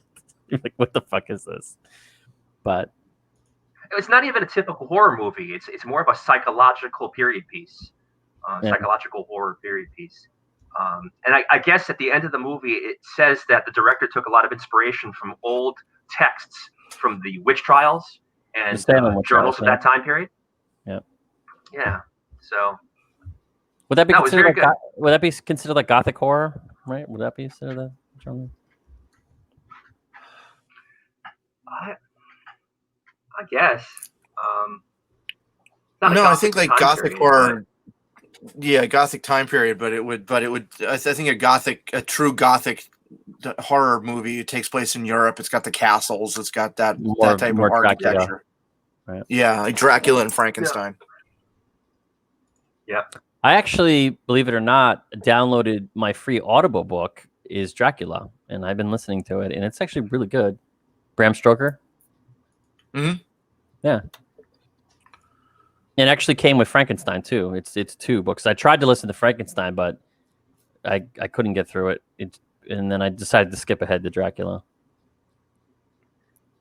So I'm looking at the schedule here.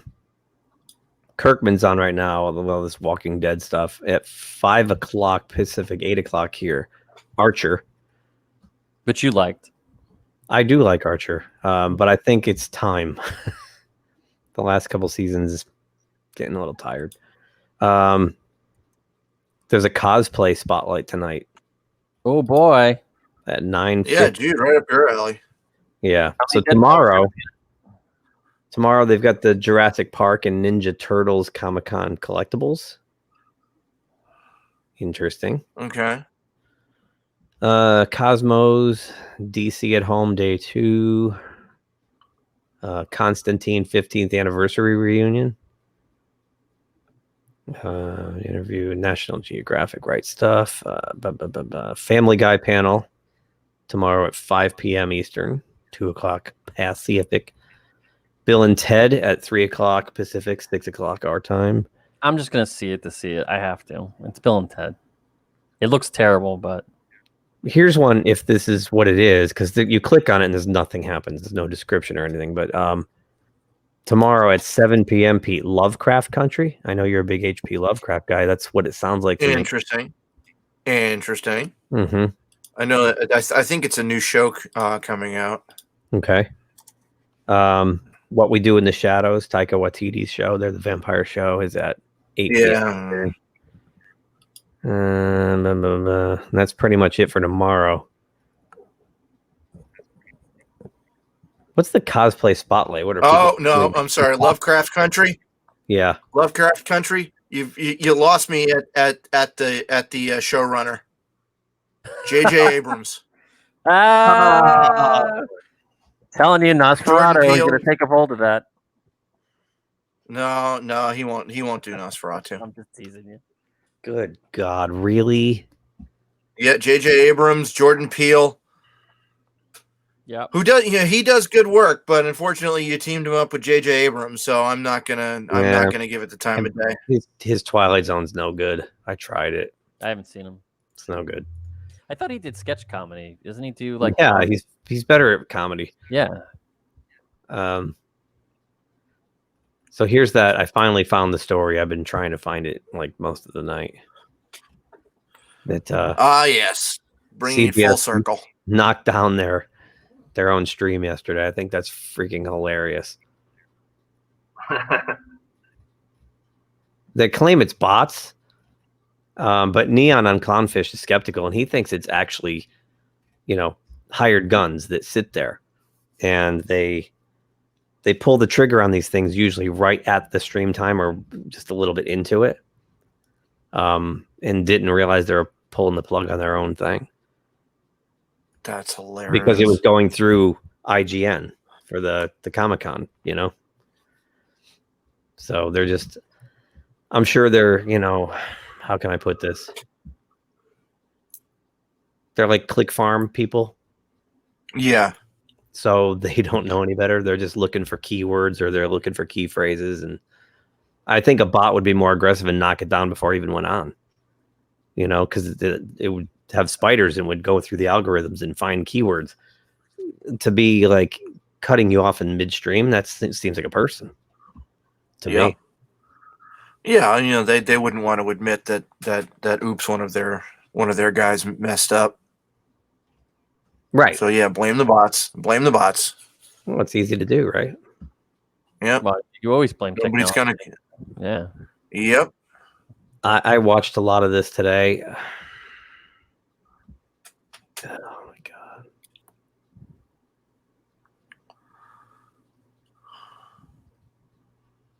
I won't even say. You need to pitch your own idea now, Keith. You need to pitch your own idea and just send it over. What do you mean pitch my own idea? Your own Star Trek idea. They're not going to take my Star Trek. I would do it anyway. God. Just barge in. Say, listen, guys, you're fucking it up. I got something right here that will solve the problem. Yeah.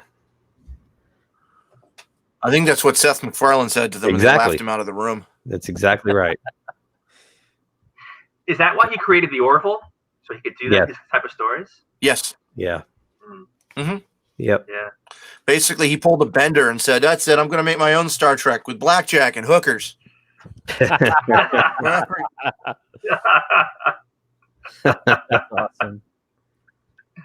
I still haven't seen it. I have to watch that.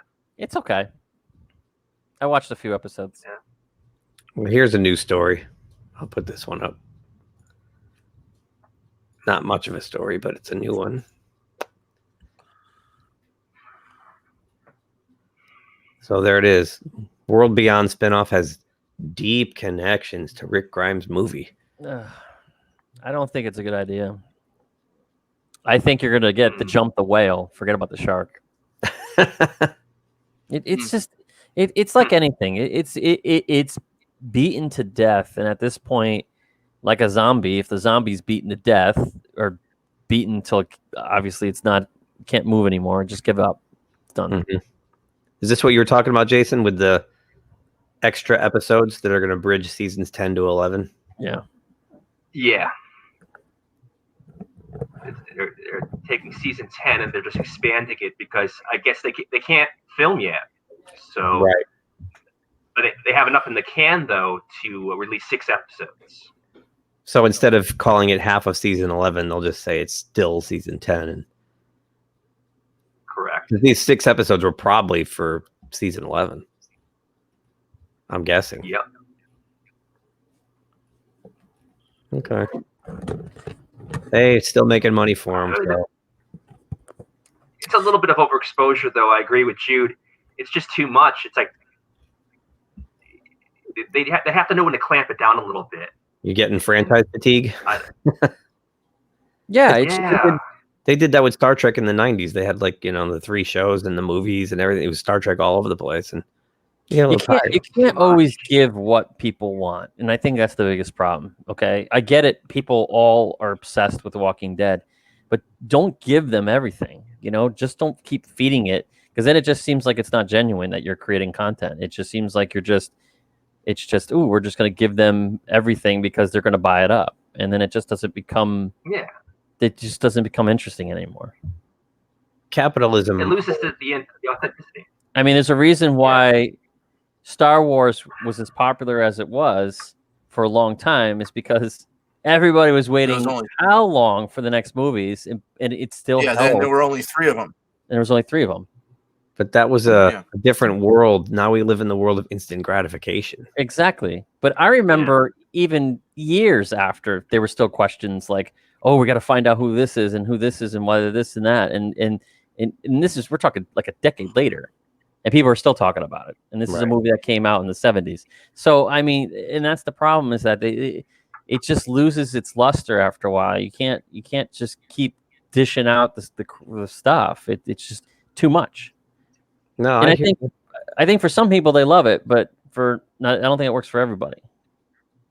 I hear you. It's but they're going to keep doing it until it stops making them money. And as soon as it stops making them money, then they'll get rid of it all. It's capitalism, and capitalism wins. I mean, there's a reason why the Back to the Future movies are still popular to this very day. Okay, and there's only 3 of them.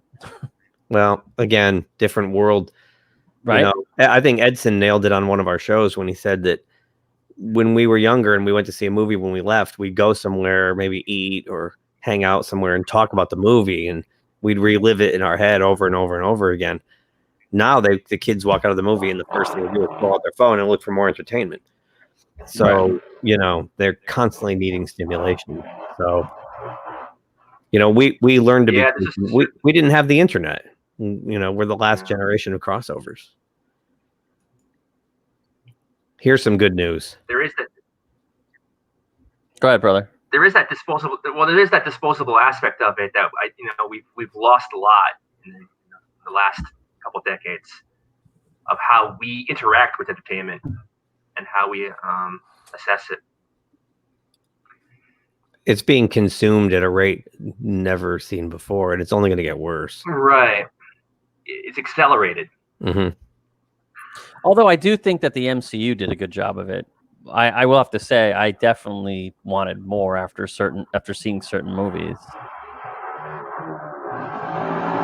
But they have to be careful that they don't fall into the same trap that Star Wars has fallen into.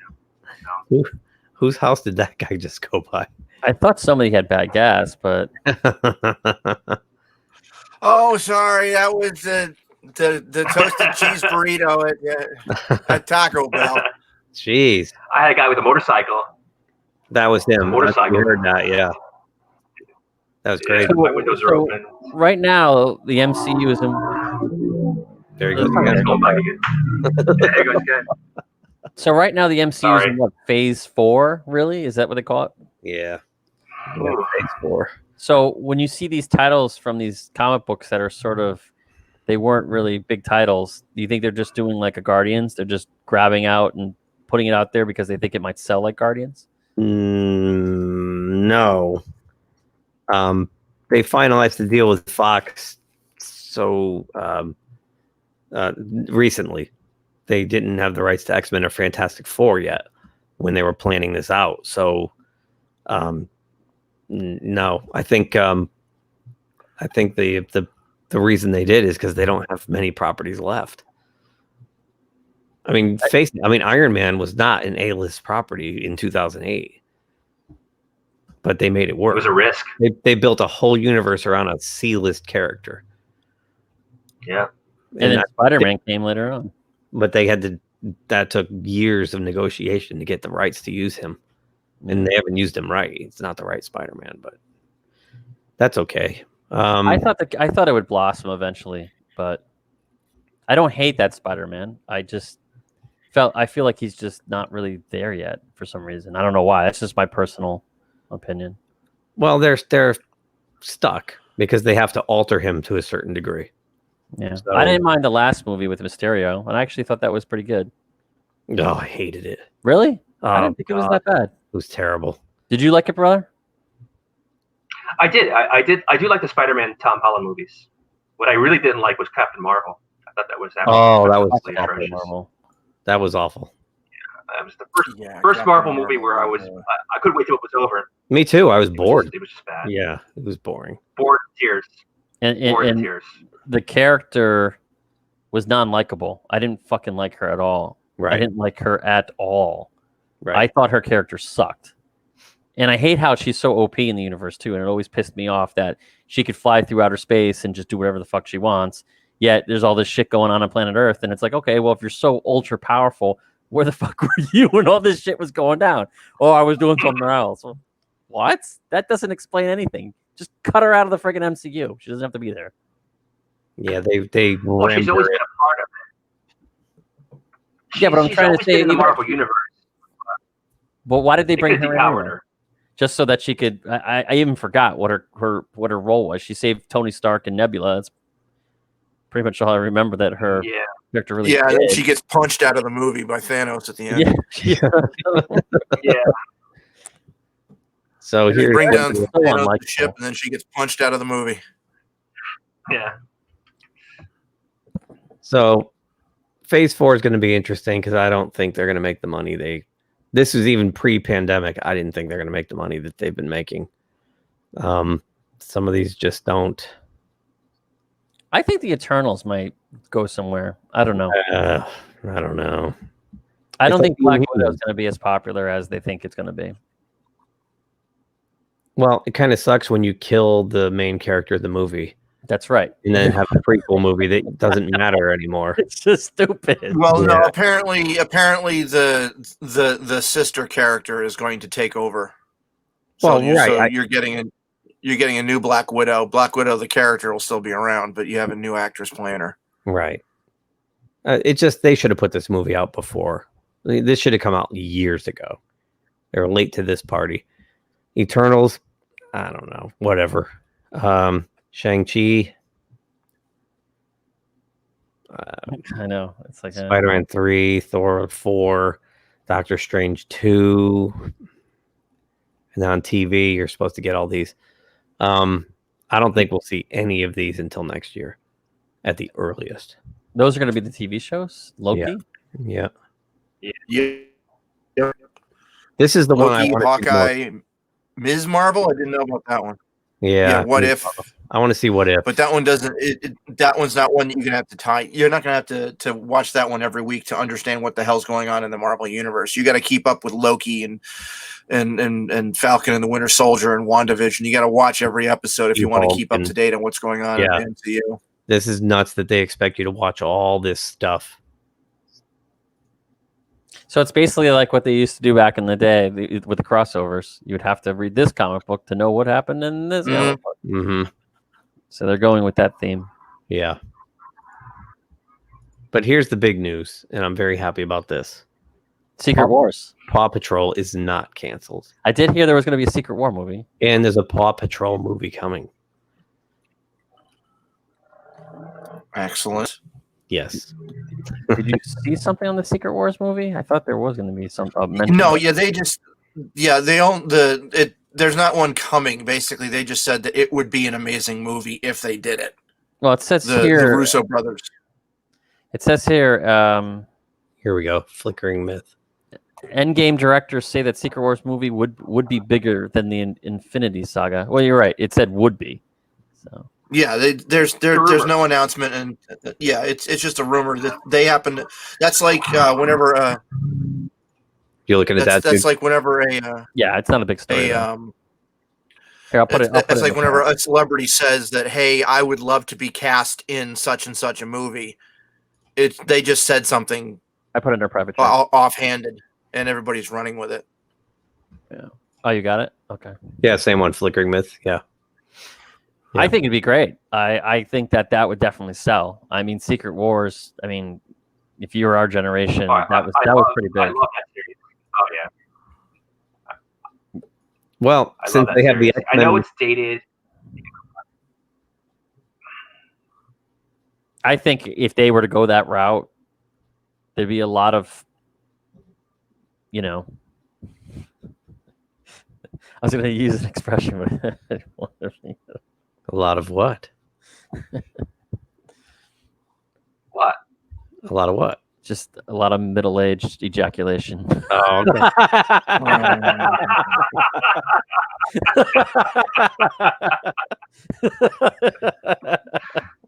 You made me say it. Well, if they give you a blue pill with your popcorn, right?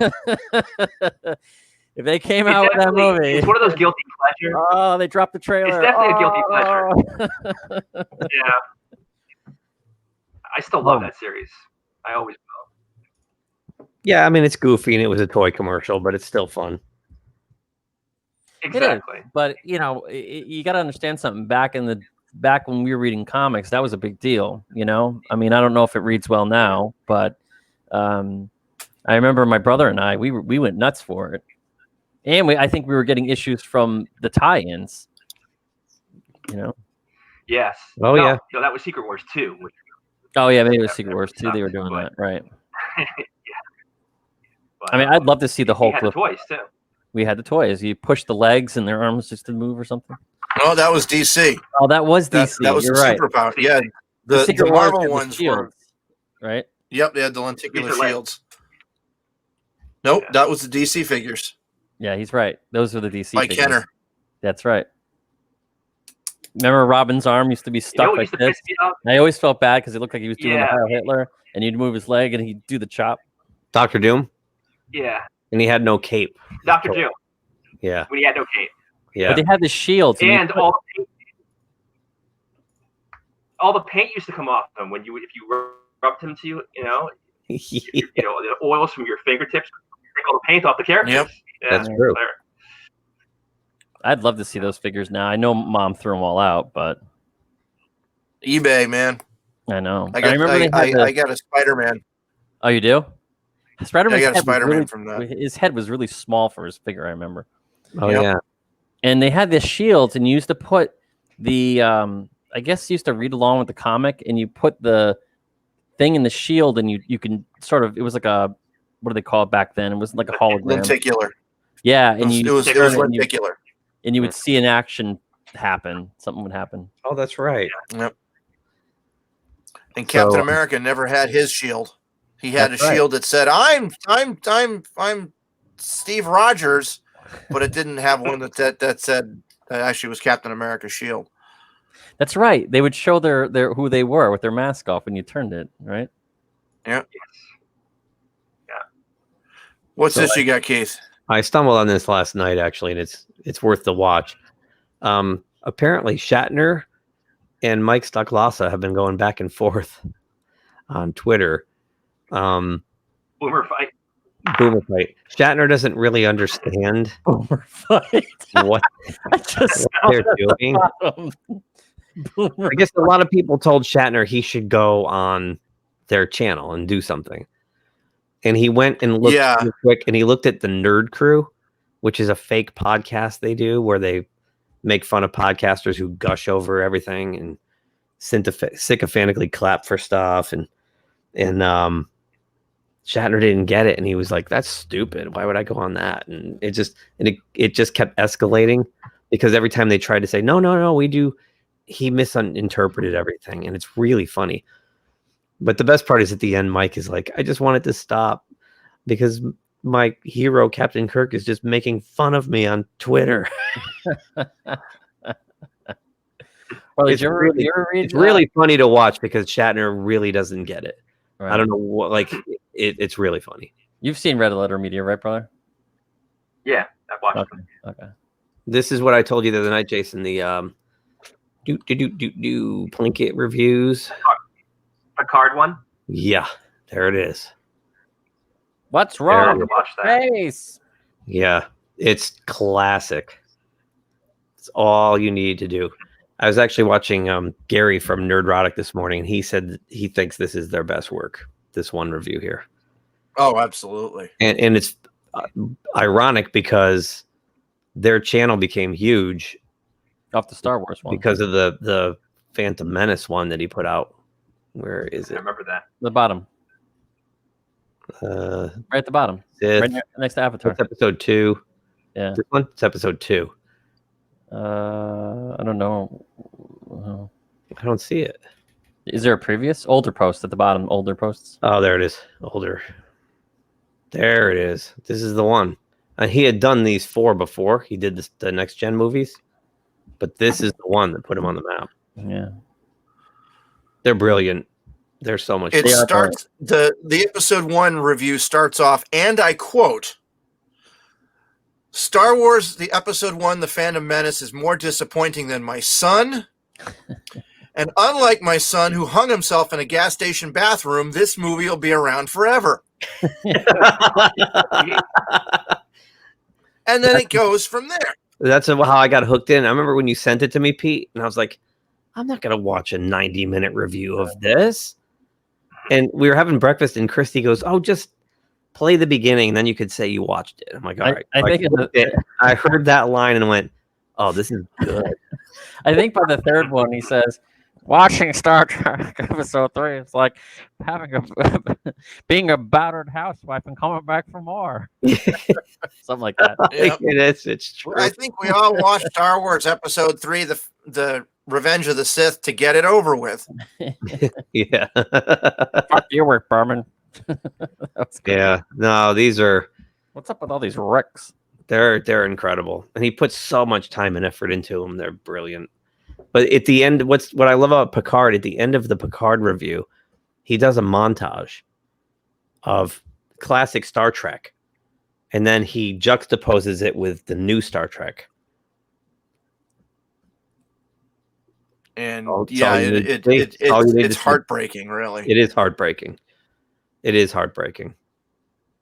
Because it shows like all like the like, let's see what's out there, and second star to the right, straight on till morning, and all these like really uplifting and great quotes, and then it shows Ichab with his eye getting sucked out of his head, and everybody drinking and passing out, but that was never what Star Trek was all about. In fact, any episode that we've ever watched of Star Trek, there was never any gruesome.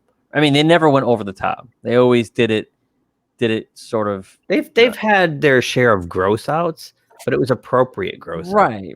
Yeah, well, yeah, like Wrath of Khan has got a pretty good gross out. I mean, when Khan's face is melting off at the end, and he's trying to get the. I think I'm talking about the ears. Ear. The ear thing. Oh, with the earwig thing, whatever. The earbuds. Earwig, but yeah, that was pretty scary. When I was a kid, that was pretty horrifying. And I remember, I think my dad took my brother and I to see the third movie, and I remember being freaked out by the ear thing. Yeah. No, that Botany Bay. Too. Botany Bay. Yeah. We saw 2 in the theater too. Yeah, my dad used to be really. He didn't give a shit whether or not the movie was over the top or rated R. He would drag my brother and I to it just because he didn't want to go to the movie by himself. Because I remember being dragged to a lot of rated R movies. I saw RoboCop, and I was probably only about 8 years old.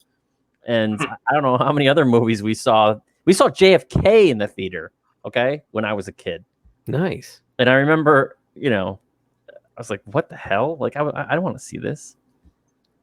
But there was a few movies in the theater that probably were extremely inappropriate to bring your kid. And I ended up on my dad's lap with my face buried in his shirt, my brother laughing at me. Remember, I used to climb in Dad's lap and freak out. Good God! And used to be like, ooh, whoop, whoop. You'd be like this. Yeah. So I'd watch movies. But the scariest, believe it or not, the scariest thing I ever saw when I was a kid was an Outer Limits episode of the small little spacecraft that comes down, and it's half ant, half face, human face. Something Misfits, I think it was called, the episode. And Xanthi Misfits. Xanthi Misfits. And when the saucer is sitting there and the little trap door comes down and it crawls out, that scared the living shit out of me when I was a kid. I had nightmares for a week over that. And I think they made like buzzy noises too. I'm just doing another. So what's up? I'm just doing another run at headlines. There's nothing new. I think we're okay. I think we're out of news for the day here. Yeah, I tried to watch some of the panels today, and I tried to kind of get through. Oh wait, here we go. Some of the stuff, and there wasn't anything interesting. Yeah, I watched a Comic-Con cooking show, which pretty much, I guess the idea was that you can cook whatever they were making and then eat it later on as you're watching panels. And I thought that was kind of interesting, but I think the panels, the ones I've seen anyway, that too much with the actors. Yeah. But can we just have technical people? The people who actually make the show. Why do we got to hear from actors? How about the writers or the producers, director, the cinematographer, things like that? Yeah, the actors are so self-serving, and they're just, oh my God. Like the Star Trek thing, right? They got Alison Pill. She's on Picard. It's her first time in any Star Trek. The first thing she says is, "Oh my God, it's so awesome. I get to swear." Like, we're going in a different direction. I get to swear. I get to say F-bombs. And it's like, okay, that's part of the problem. Like none of them, any of them, not one of them said, oh my God, to get a call to audition for Star Trek and be part of this long running historical property. And none of them said that. None of the new people. There's like, oh, it's so much fun blowing shit up. And I get to swear. And it's like, oh my God. I get to be a badass. Yeah. Yeah. It was just, oh my God. I just couldn't. I shut it off early. I couldn't stomach it anymore. So here's some new nice. exclusive Star Wars exclusives. Here you go, Jude. This combines your love of Star Wars with video games. Look at that. Yeah. It's a mug. How do you drink out of that? Yeah, why would I want to drink out of that? Yeah, seriously. Where's the handle? I want to burn my hand on my coffee. Where do you put your face? Up here? Where do you put your face? Where do you put your face? Yeah, put it right here. Then they got this thing. Tiki mugs. Did you ever see when he talks about the Millennium Falcon?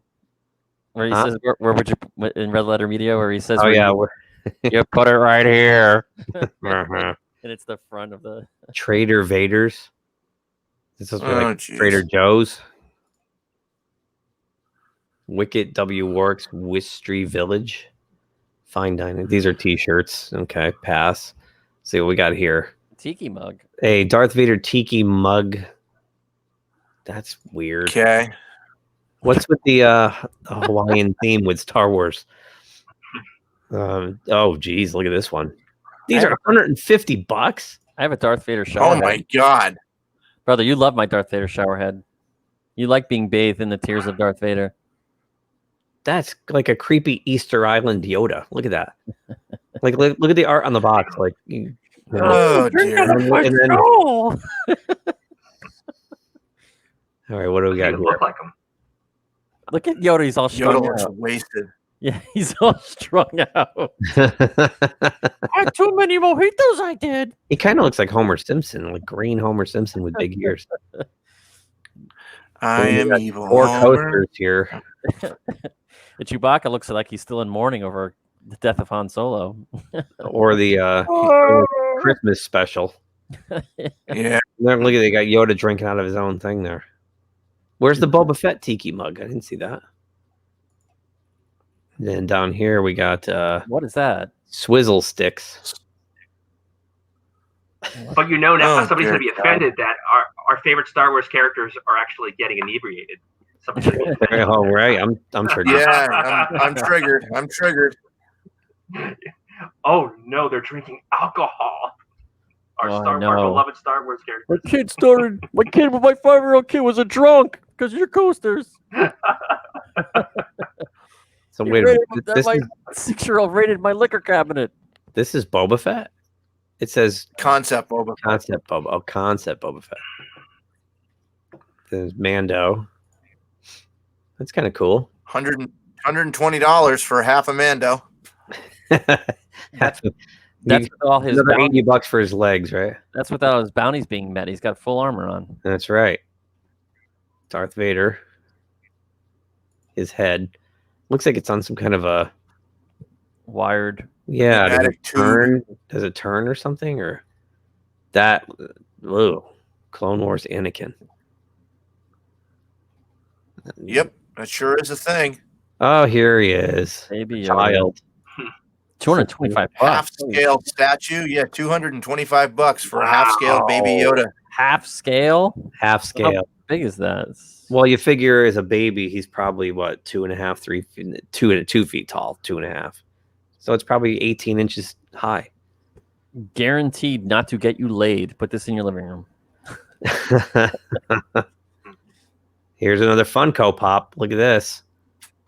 Sith Wow, Jet Trooper. I'll pass. Look at what's with the face. It looks like the Predator. Look, there's like 2 little tendrils here. The best thing about this thing is that I don't have to buy it. But it's only $15, Pete. And it was available Yeah, I can use yesterday. those $15 I do better have ways to than that. say- Hey, what's that? I do have to say, I've always liked the probe droid design. Me too. I've always liked it. Kind of I creepy always liked looking. it. Yeah. It's got that insect looking thing going on. with the I always legs. liked it. Yeah. That is it's an ornament for It's your a Christmas tree. ornament. Yeah. I'd buy that. Because nothing says Christmas like Star Wars. I like the probe. Well, they did have the holiday special. All right, let's see. What's That's this? right. Oh, this is Baby Baby Gamble Yoda the pin. pin. Yeah, okay. It look like 8-bit. Ooh, that's kind of cool. TIE Imperial Fighter Pilot. The statue. Oops. Princess Leia the statue. Kind of cool. Spaceballs the flamethrower. But Here, let's see. to have this, Look at this one. X-Wing Dagobah ship. All covered in you know what the best part about this action figure is? His arm gets sliced off. what action figure? Oh, you have the Oh Wampa? boy. Did you break his arm off? No, Wampa, You- wampa, wampa. you can simulate Luke Skywalker chopping it Chopping off. Look at the guts inside. So, yeah, Wampa, All right. Wampa, wampa. not All too. right, I think we're down to the wire here. I don't know what we're going to talk about tomorrow because there's better be some pretty good damn news. I know, right? Or we're going to be talking about action figures and Star Wars cups. I know. I don't think anything new came out from Eagle Moss yet, right? When are we going to do the next podcast? Next week? Tuesday. I made a mistake actually. I wasn't supposed to post the episode today. It's supposed to be next Friday. I was saying it's a shame we can't get Oopsie-doodles. shame we can't get my brother in on a podcast, but we'd have to get him in via the internet. We'd have to figure out right, and there's no internet there. Right. And brother, you have to graduate to a better headset. Yeah, I know. All right, one last look at news here. Hang on. Because they are on Pacific time. There's still things happening, but Yeah, that's your collection, right? Didn't you get those? some of them. There's like 200 Star Trek ships. Hey, I got a question. Where's Alan tonight? I don't know. Not Is with he on us. the show? What's going on here, Alan? I don't know. Where is Alan? Because I send him the links. Oh, this is cool. Oh, this is really cool. Hang on, let me just.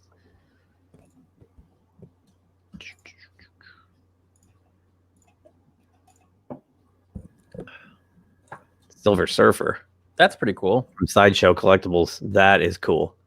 26 I always inches like tall. Silver Surfer. I don't know. I mean, I know I just always liked his look. Yeah, exactly. Isn't that cool? It's 26 inches tall, this action figure. That's pretty It's a figure. It looks like a statue. well, statue. You know what I mean? And So it's only because $630. Where's his board though? it's at the bottom. Where's his board? Oh, He's standing on it. So I got a oh question. there he is. He's They coming can't- through. He's coming through like a cosmic gateway or They something. can't use Silver Surfer because Yeah. it's part of the Fantastic Four, right? They Yeah, own yeah. Fox, dude. They own Fox They now. can do whatever they want with them now. Because Silver That's Surfer would cool. be awesome if they would tie a lot of stuff in. Yeah, well, the you next can big bring- bad will probably be Galactus. That's what I was. Which is Silver Surfer, right? Yeah. We lost So- Keith again. We lost Keith again. You know what? He keeps hitting the wrong button when he gets off the browser. I did it again. Yeah, you keep it. Yeah, Silver I Surfer- agree with Pete. I was going to say the same thing. Yeah, if Silver Surfer appears in the next Yeah. movie, you know what's coming then. Oh yeah, yeah. They'll bring him in eventually because when they were planning out Phase 4 and probably Phase 5, they didn't own the X-Men. They didn't own the Fantastic Four. They probably didn't even know what was going on with Spider-Man. So they planned accordingly. Right. And now that they own everything, I'm sure that those plans went right out the window, and they're gonna bring them in as however they see fit. But they've already got Phase 4 planned out. Yeah. Until it stops making money. If it starts taking on water, they will quickly run the Fantastic Four, the X-Men out. I would love to see a great Fantastic Four movie. That would be awesome. I know, me too. I mean, that would just be icing on the cake. You've seen The Incredibles. Yeah. The Incredibles is the best Fantastic Four movie ever made. Yeah, it's true. So we There's should. 5 of them. Speaking of people who are in the industry, would Cups ever feel comfortable coming on? Yeah, I can invite him. Got to guarantee him a bit of an audience, though. But yeah. Well, no, I mean, we get an audience, but everyone watches these things after the fact. 50 views on the 2 streams on Facebook after the fact. Yeah. Put it. People wake up in the morning and watch it over breakfast. I don't know. It's weird. Oh, here's a Wolverine from the same company there, Pete. Oh, Mayfax. Yeah. Yep. Look at this. Look at this. Between Mayfax and SH Figure Arts, though, they do some really good stuff. I've got a whole bunch of the SH Monster Arts Godzillas, which are really posable. That's cool. More I like that they posable put than them the in actual character. I like that they put them in the brown, not the striped yellow striped one. That's my favorite suit. This is the one I grew up. He was wearing this mostly in the 80s.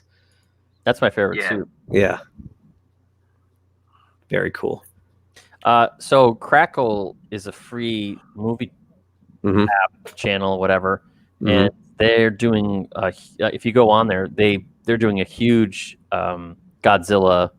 They got like 5 or 6 films up there, and they're. Oh, really? Yeah, I watched one of them, which I never saw, and it wasn't good, but and then Crackle Godzilla movies. Oh, these are interesting.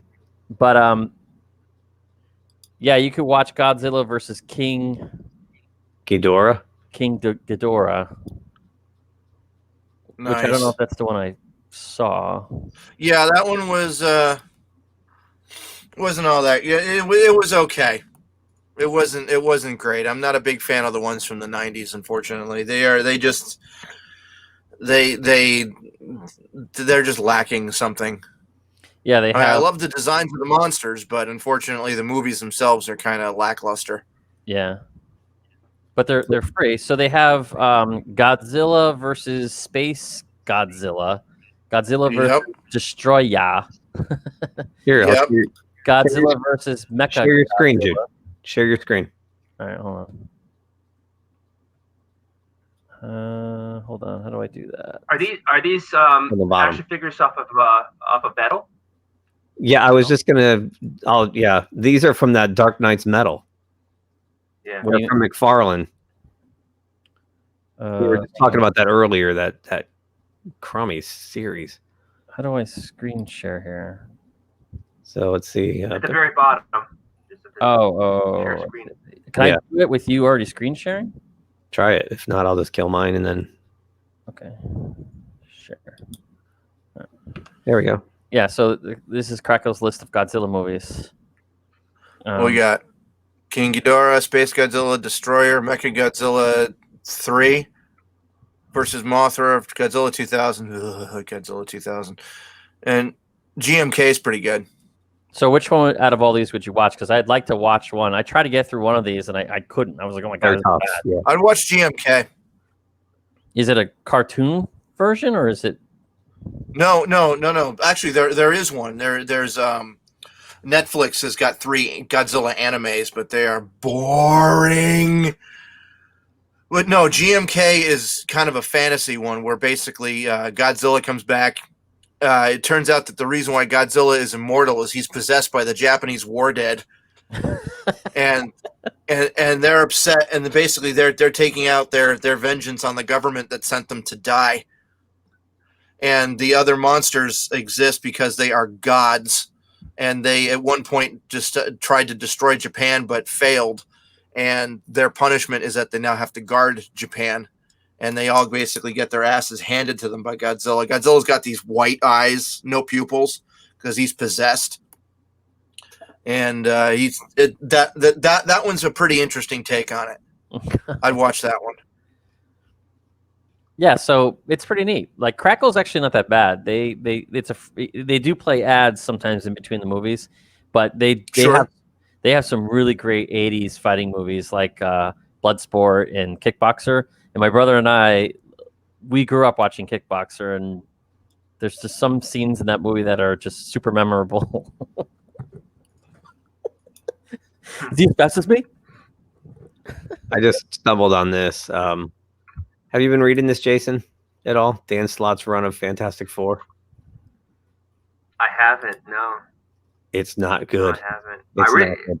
no. No, I was so Wow. disappointed because I liked his Spider-Man for the most part, and then they finally they mothballed Fantastic Four back when that movie came out a few years back because they didn't I want to be remember. tied to it, so they got rid of the comic book and they waited like 4 years, and they bring it back, Yeah. give it to Dan Slott, and he writes lighthearted, kind of goofy stuff, so I thought it'd be a perfect tone. It's horrible, and now I see that he's gonna let their kids, because they have the 2 kids now, Franklin and Valerie. They're gonna take over the book. Like, oh God, I'm glad I bailed when I did. Like, who wants to read that? I mean, Hey, I look, loved his Wolverine's in Silver the show. Surfer and his Oh, his She-Hulk Silver were great. Surfer was his Silver Surfer was fun with the girl there, the was regular fun. girl. Yeah, wasn't it fun? Dawn, was that her name? Yeah, Dawn? Yeah, Dawn. Yeah, the polka dots. yeah, that was fun. So yeah, I don't. He But couldn't have bored me more with this. Sometimes creators and certain properties, they just don't mesh. You know, you Yeah, might have a great writer, but when you put them on a specific book, like when they put Matt Fraction on Fantastic Four, it didn't really work either. It's just the sensibilities don't mesh, right, and that's no fault. I mean, that just happens. The chemistry's not there. right. You know? Conversely, like Chip Zdarsky, I'm not a big Chip Zdarsky guy, but he's on Daredevil right now, and he fits the book perfectly. He's actually telling a really good story. Yeah. Exactly. Everything else I've read from him has been, I agree. Sometimes there's that perfect marriage of creator and creation, character, creator right. and property. Yep. Character, yeah. Yeah. I just saw something else here. Now oh, here we go. Everything coming to Amazon Prime. 310 to Yuma. That's good. I don't think I've ever seen that. I heard it's good. Oh, it's very good. It's a remake, and it's still up. Top Gun. Let's see. TV shows. Beverly's Hillbillies. Yeah. It's easy for you to say. Yes, it is.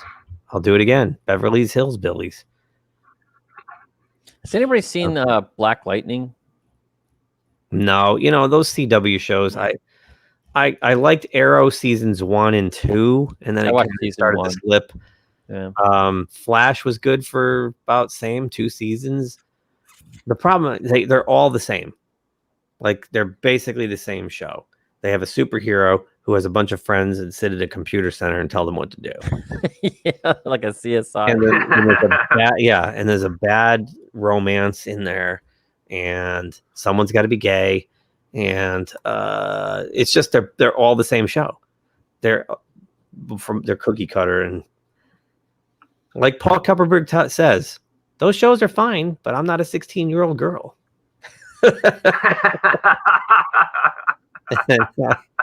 I'd have to. And everybody looks so pretty on them too. Even when they're beat up, they look pretty. Yeah, that's what I mean. They're all airbrushed. Yeah. Yeah, they look like they have like makeup, like tons of like makeup caked on their face. And they're not the best actors. Like, they all came from like Glee and stuff. Yeah. So they're not strong actors. So the melodrama is it's like it's primetime superhero soap opera. Yeah. It really is. Yeah. I didn't even bother with Black Lightning because he fits into that same universe, and I'm just like, I'm tired of these shows, man. I've always seen ads for it, but I never watched it, so I was just curious. Yeah, I'm sure it's like all the other ones. Sure, they're just. I didn't mind the Marvel ones. I mean, the Luke Cage was Luke Cage. I missed those. Was okay. Daredevil was great. Daredevil was the best one. Daredevil was awesome. I did watch the Iron Fist. I really missed It wasn't great, but it was okay. Oh, Yeah, bad. it hurt. But I would say the other one, what's the Jessica Jones. Jessica Jones was pretty strong, and it went for like 3 or 4 seasons, I think. Right? Yeah. The only one that was really not good was Iron Fist, and that Right. really broke my heart because I love Iron Fist. I know. So I think that the missed opportunities, they should have just paired those two up right out of the gate. Power Man and Iron Fist. Yeah. You know, you start stretching it out like that. Yeah, it's too much filler. I mean, how can you? Those are they're all street level superheroes, and there's only so much you can do. They're all running around the same little Hell's Kitchen neighborhood. You know? Yeah. So, I don't know. I'm surprised they canceled it as early as sad, they though, did. I know, because Daredevil was so strong. Well, they canceled it because D'Onofrio? No, they canceled it because DC launched Disney Plus, so they took their property back. That's why. Yeah. They took it away from Netflix and decided to cancel them all. Because I heard they brought the Punisher into Daredevil, and he the was guy in from season 2. Walking Dead, Shane, right? John I don't know the actor's name. John And he played a very strong Punisher, from what you told me, brother. Yeah, he was great. Good. He was. They gave him his own show too. Oh, they did? Mm-hmm. Yep.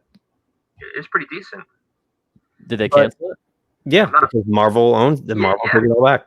Wow, that's fast. Wow, that sucks. They took it away. So it's a shame. They should find some way to incorporate those characters into the MCU. I heard recently that they're pretty sure that they're going to offer Charlie Cox the role of Daredevil back. Oh, thank God. Yeah, awesome. He was really good. Who played the Kingpin? That was one of the best. Vincent D'Onofrio. Vincent D'Onofrio. Yeah. Hey, Joker. He was amazing. It only lasted 3 Played an seasons, amazing right? Kingpin. Yeah. Yeah. Season the third season was good. Wasn't the third season amazing? It was so good. Second season I thought was the weakest of the three. I thought the Elektra stuff was terrible, and like they had no chemistry together. Yeah. And they had that one episode where they were on a date for the whole episode. It was like, oh my God, it was bad. Like the stuff with the hand was cool. And I love what's her name, the night nurse, Rosario Dawson. Yeah, she was amazing. Elektra, it didn't work. It was just they had nothing. You didn't buy for a second that they were into each other. So it just plotted. Whenever they were together, the whole thing grinded to a halt. But in Kingpin, that was a misstep. Yeah, and bringing Kingpin back in season 3 is what really helped. Because I love how he's always 2 steps ahead of Daredevil. It's awesome. Yeah. So, well, I guess we should. And he had a great chemistry, So. Oh yeah, D'Onofrio was so good as Kingpin, man. If you get a chance to watch them, Jude, they're still on Netflix. I watched some of the Daredevil. I watched actually a little bit of each show, and I just never finished them. The second episode of season 1 of Daredevil has the most epic fight. It's one take. He fights for like 7 minutes. That's where they're fighting up in the hallway. Yeah. It was so good. That was like an old Hong Kong kind of. My brother and I, when he was here last Christmas? When my brother was here for last Christmas, we actually sat and watched the whole season 1 of Titans, and it was really, really, really good. We loved it. I hear it's pretty good. I hear Doom Patrol is good too. Yeah, and you're working on the second season right now, right, Jay? I finished it. Was it as good as the first? It's not as good as the first. No. It's not as good as the first. It has some missteps too, just like Daredevil season 2. A lot of missteps. The Deathstroke's great. The guy, I forget his name, Isai. I forget his last name. He played La Bamba. He played his brother. I can't remember the actor's name. Isai Morales, I think his name is. But he played a great Terminator. Deathstroke Terminator. Sure. Oh, Jude, I just noticed that Snyder Cut thing you posted. I thought it was something coming up tomorrow or something. Well, the panel's tonight, I think. The Schneider panel. It is. Yeah. I posted it right before. That was posted like 3-4 days ago. Okay. I didn't realize it was a video of him being interviewed by Grace Randolph. So yes. Okay. Yeah, I am. curious. I'm really curious about the Justice League recut. He's really playing it up. He really is. I think he's going to see. He got me excited. He got me excited when I watched that. My brother doesn't have Facebook, but I'll send him the link. He got me excited because it does sound like it's promising. Even though I know the special effects blow the biggest ass, but if the story is good, who cares, right? Right. Here, Jason, I put the link. The link's in the private chat. You can copy it if you want. Cool. I got to watch this after. Yeah, it's just an interview with him talking about what he can talk about. Right. I think he's excited because the thing tanked, so he's got a clean slate to come back in now, and he can't make it any worse, right? No, and it sounds like they definitely are putting some time into it. It's not like they're just being lazy about it, which is no, their HBO Max is smart. They want subscribers, they want to make money. They're gonna, yeah. They're not just trying to just be like, I'll just throw something out there. No, they're gonna get behind it. So yeah, very cool. All right, well, 2.5 hours. That's the longest we've done. I think 2 hours was the first one. I thought we'd be on this long, but I thought we'd be on this long, like, because there'd be so much shit flying at us, we wouldn't be able to keep up. But I'll be honest, it seems like this whole Comic-Con thing's a bust a little bit. Like they overhyped it. Yeah, it's kind of sad. And New York's going to go the same way. Although, by October, people might have a better idea on timelines, than July. I just don't think there's enough content to really be hyped about anything. Well, like we said, they can't hype anything if they don't know they can make it or when they're going to get back out to be able to shoot it. So, yeah, I think October, New York Comic-Con, they might have a lot more actual concrete, they'll probably have a lot more to say then. Right. They'll know, okay, we're going to, maybe they'll already be back to work by October. So, well, hopefully everybody will be back to work by October. Oh God. Yeah. But my biggest client's telling me January, so I don't know how I'll be homeless by January. So I don't know. We'll see. But all right. We'll have. Thank you for joining us. I don't know if I'll be on tomorrow, but we'll see what happens. I don't know. Yeah, I'm gonna be at a 50th birthday party, but I'll hop on. So, and brother, you're more than welcome. Edson will be with me, so Edson will be on too. I would exchange if you can make it tomorrow, brother. If you want, you can exchange emails with Keith or Pete, and they'll send you the link. If I don't, right? That's if you want to come on tomorrow, brother. Yeah, sure. I mean, I'm at home. I'm not doing anything. Yeah, I might be available tomorrow. I don't know yet. All right. We shall see, and even if it's Thanks short, for inviting me. Always welcome, my friend. You are now an official pizza topping. We gotta go to our website. We gotta get them into the website. That's right. I want to be anchovies. No, you got it. Salty. All our names should be toppings. I should change for like the shitty sausage or something. That's not a San Diego topping. Dude, you could be shitty pepperoni and yeah. What would be a San Diego topping? That's not a San Diego topping. Pineapple. That's what I was gonna say, but you should be the pineapple or broccoli. Yeah. Spinach. Broccoli, chicken, barbecue chicken. Yeah, there you go.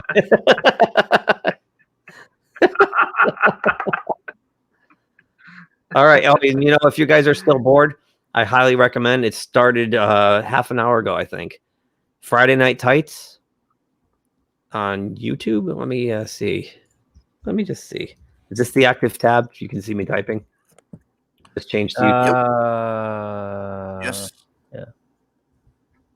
Let's see here. Yep. Friday Night Tights. You gotta wait for the ad. I'll just skip it. So these guys are awesome. Oh, look at that guy's beard. I want a beard like that. Gary from Nerdrotic. And yeah, these guys are really, really good. They're plugged in. They've got the guy from Midnight's Edge is on here. Doomcock's on here once in a while. How many people are watching them? About 5,000 every Friday. Right now, 4,005.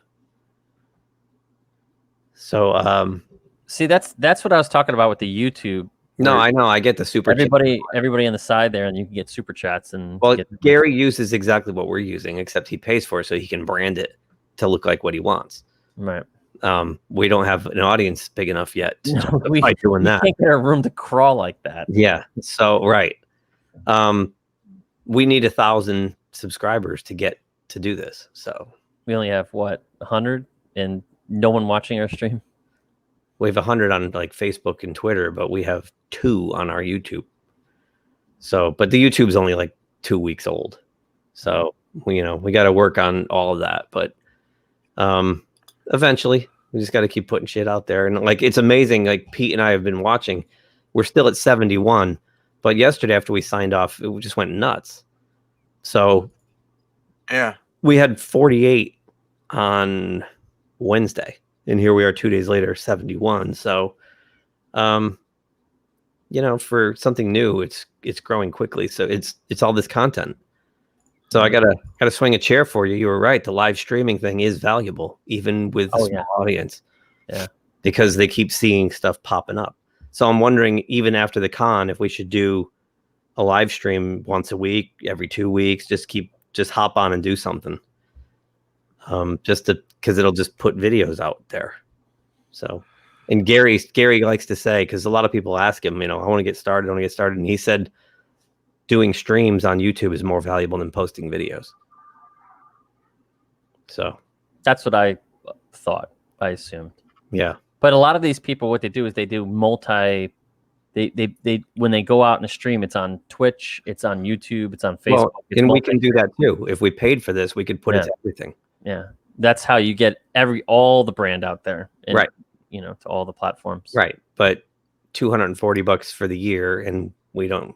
For what? We're not monetized, and we got a ways to go. But look at this guy. But they do this every Friday night, and these guys go for 6-7 hours every Friday. So. And sometimes a guy will leave and then they come back like 2 hours later and jump back in again. So that's hilarious. Yeah, no, but it's good. And you get a lot of info. So they're very entertaining. So I'll probably, they have Cecil on. Cecil is on. He's got the black Spider-Man there up in the corner. He's the guy. He's wearing a fucking mask. He's the guy that got Dynamite to bend a knee to the cancel culture. Because of him. Because he was doing that variant cover for Vampirella. He was doing a fundraiser where he would put himself on the cover with Red Sonja and Vampirella. And the SJW crowd went nuts and attacked Dynamite. So, yeah. Why is he showing Spider-Man's butt? I gotta go listen to it. So Spider-Man, it's Venom. Spider booty. Venom's ass. Venom. I don't know why I almost said Spawn's ass. That's tall because he just put his beer bottle next to it, and it's like 6 inches taller than the beer bottle, so that's like 18 inches tall. That's pretty cool. And 4 of that is ass. I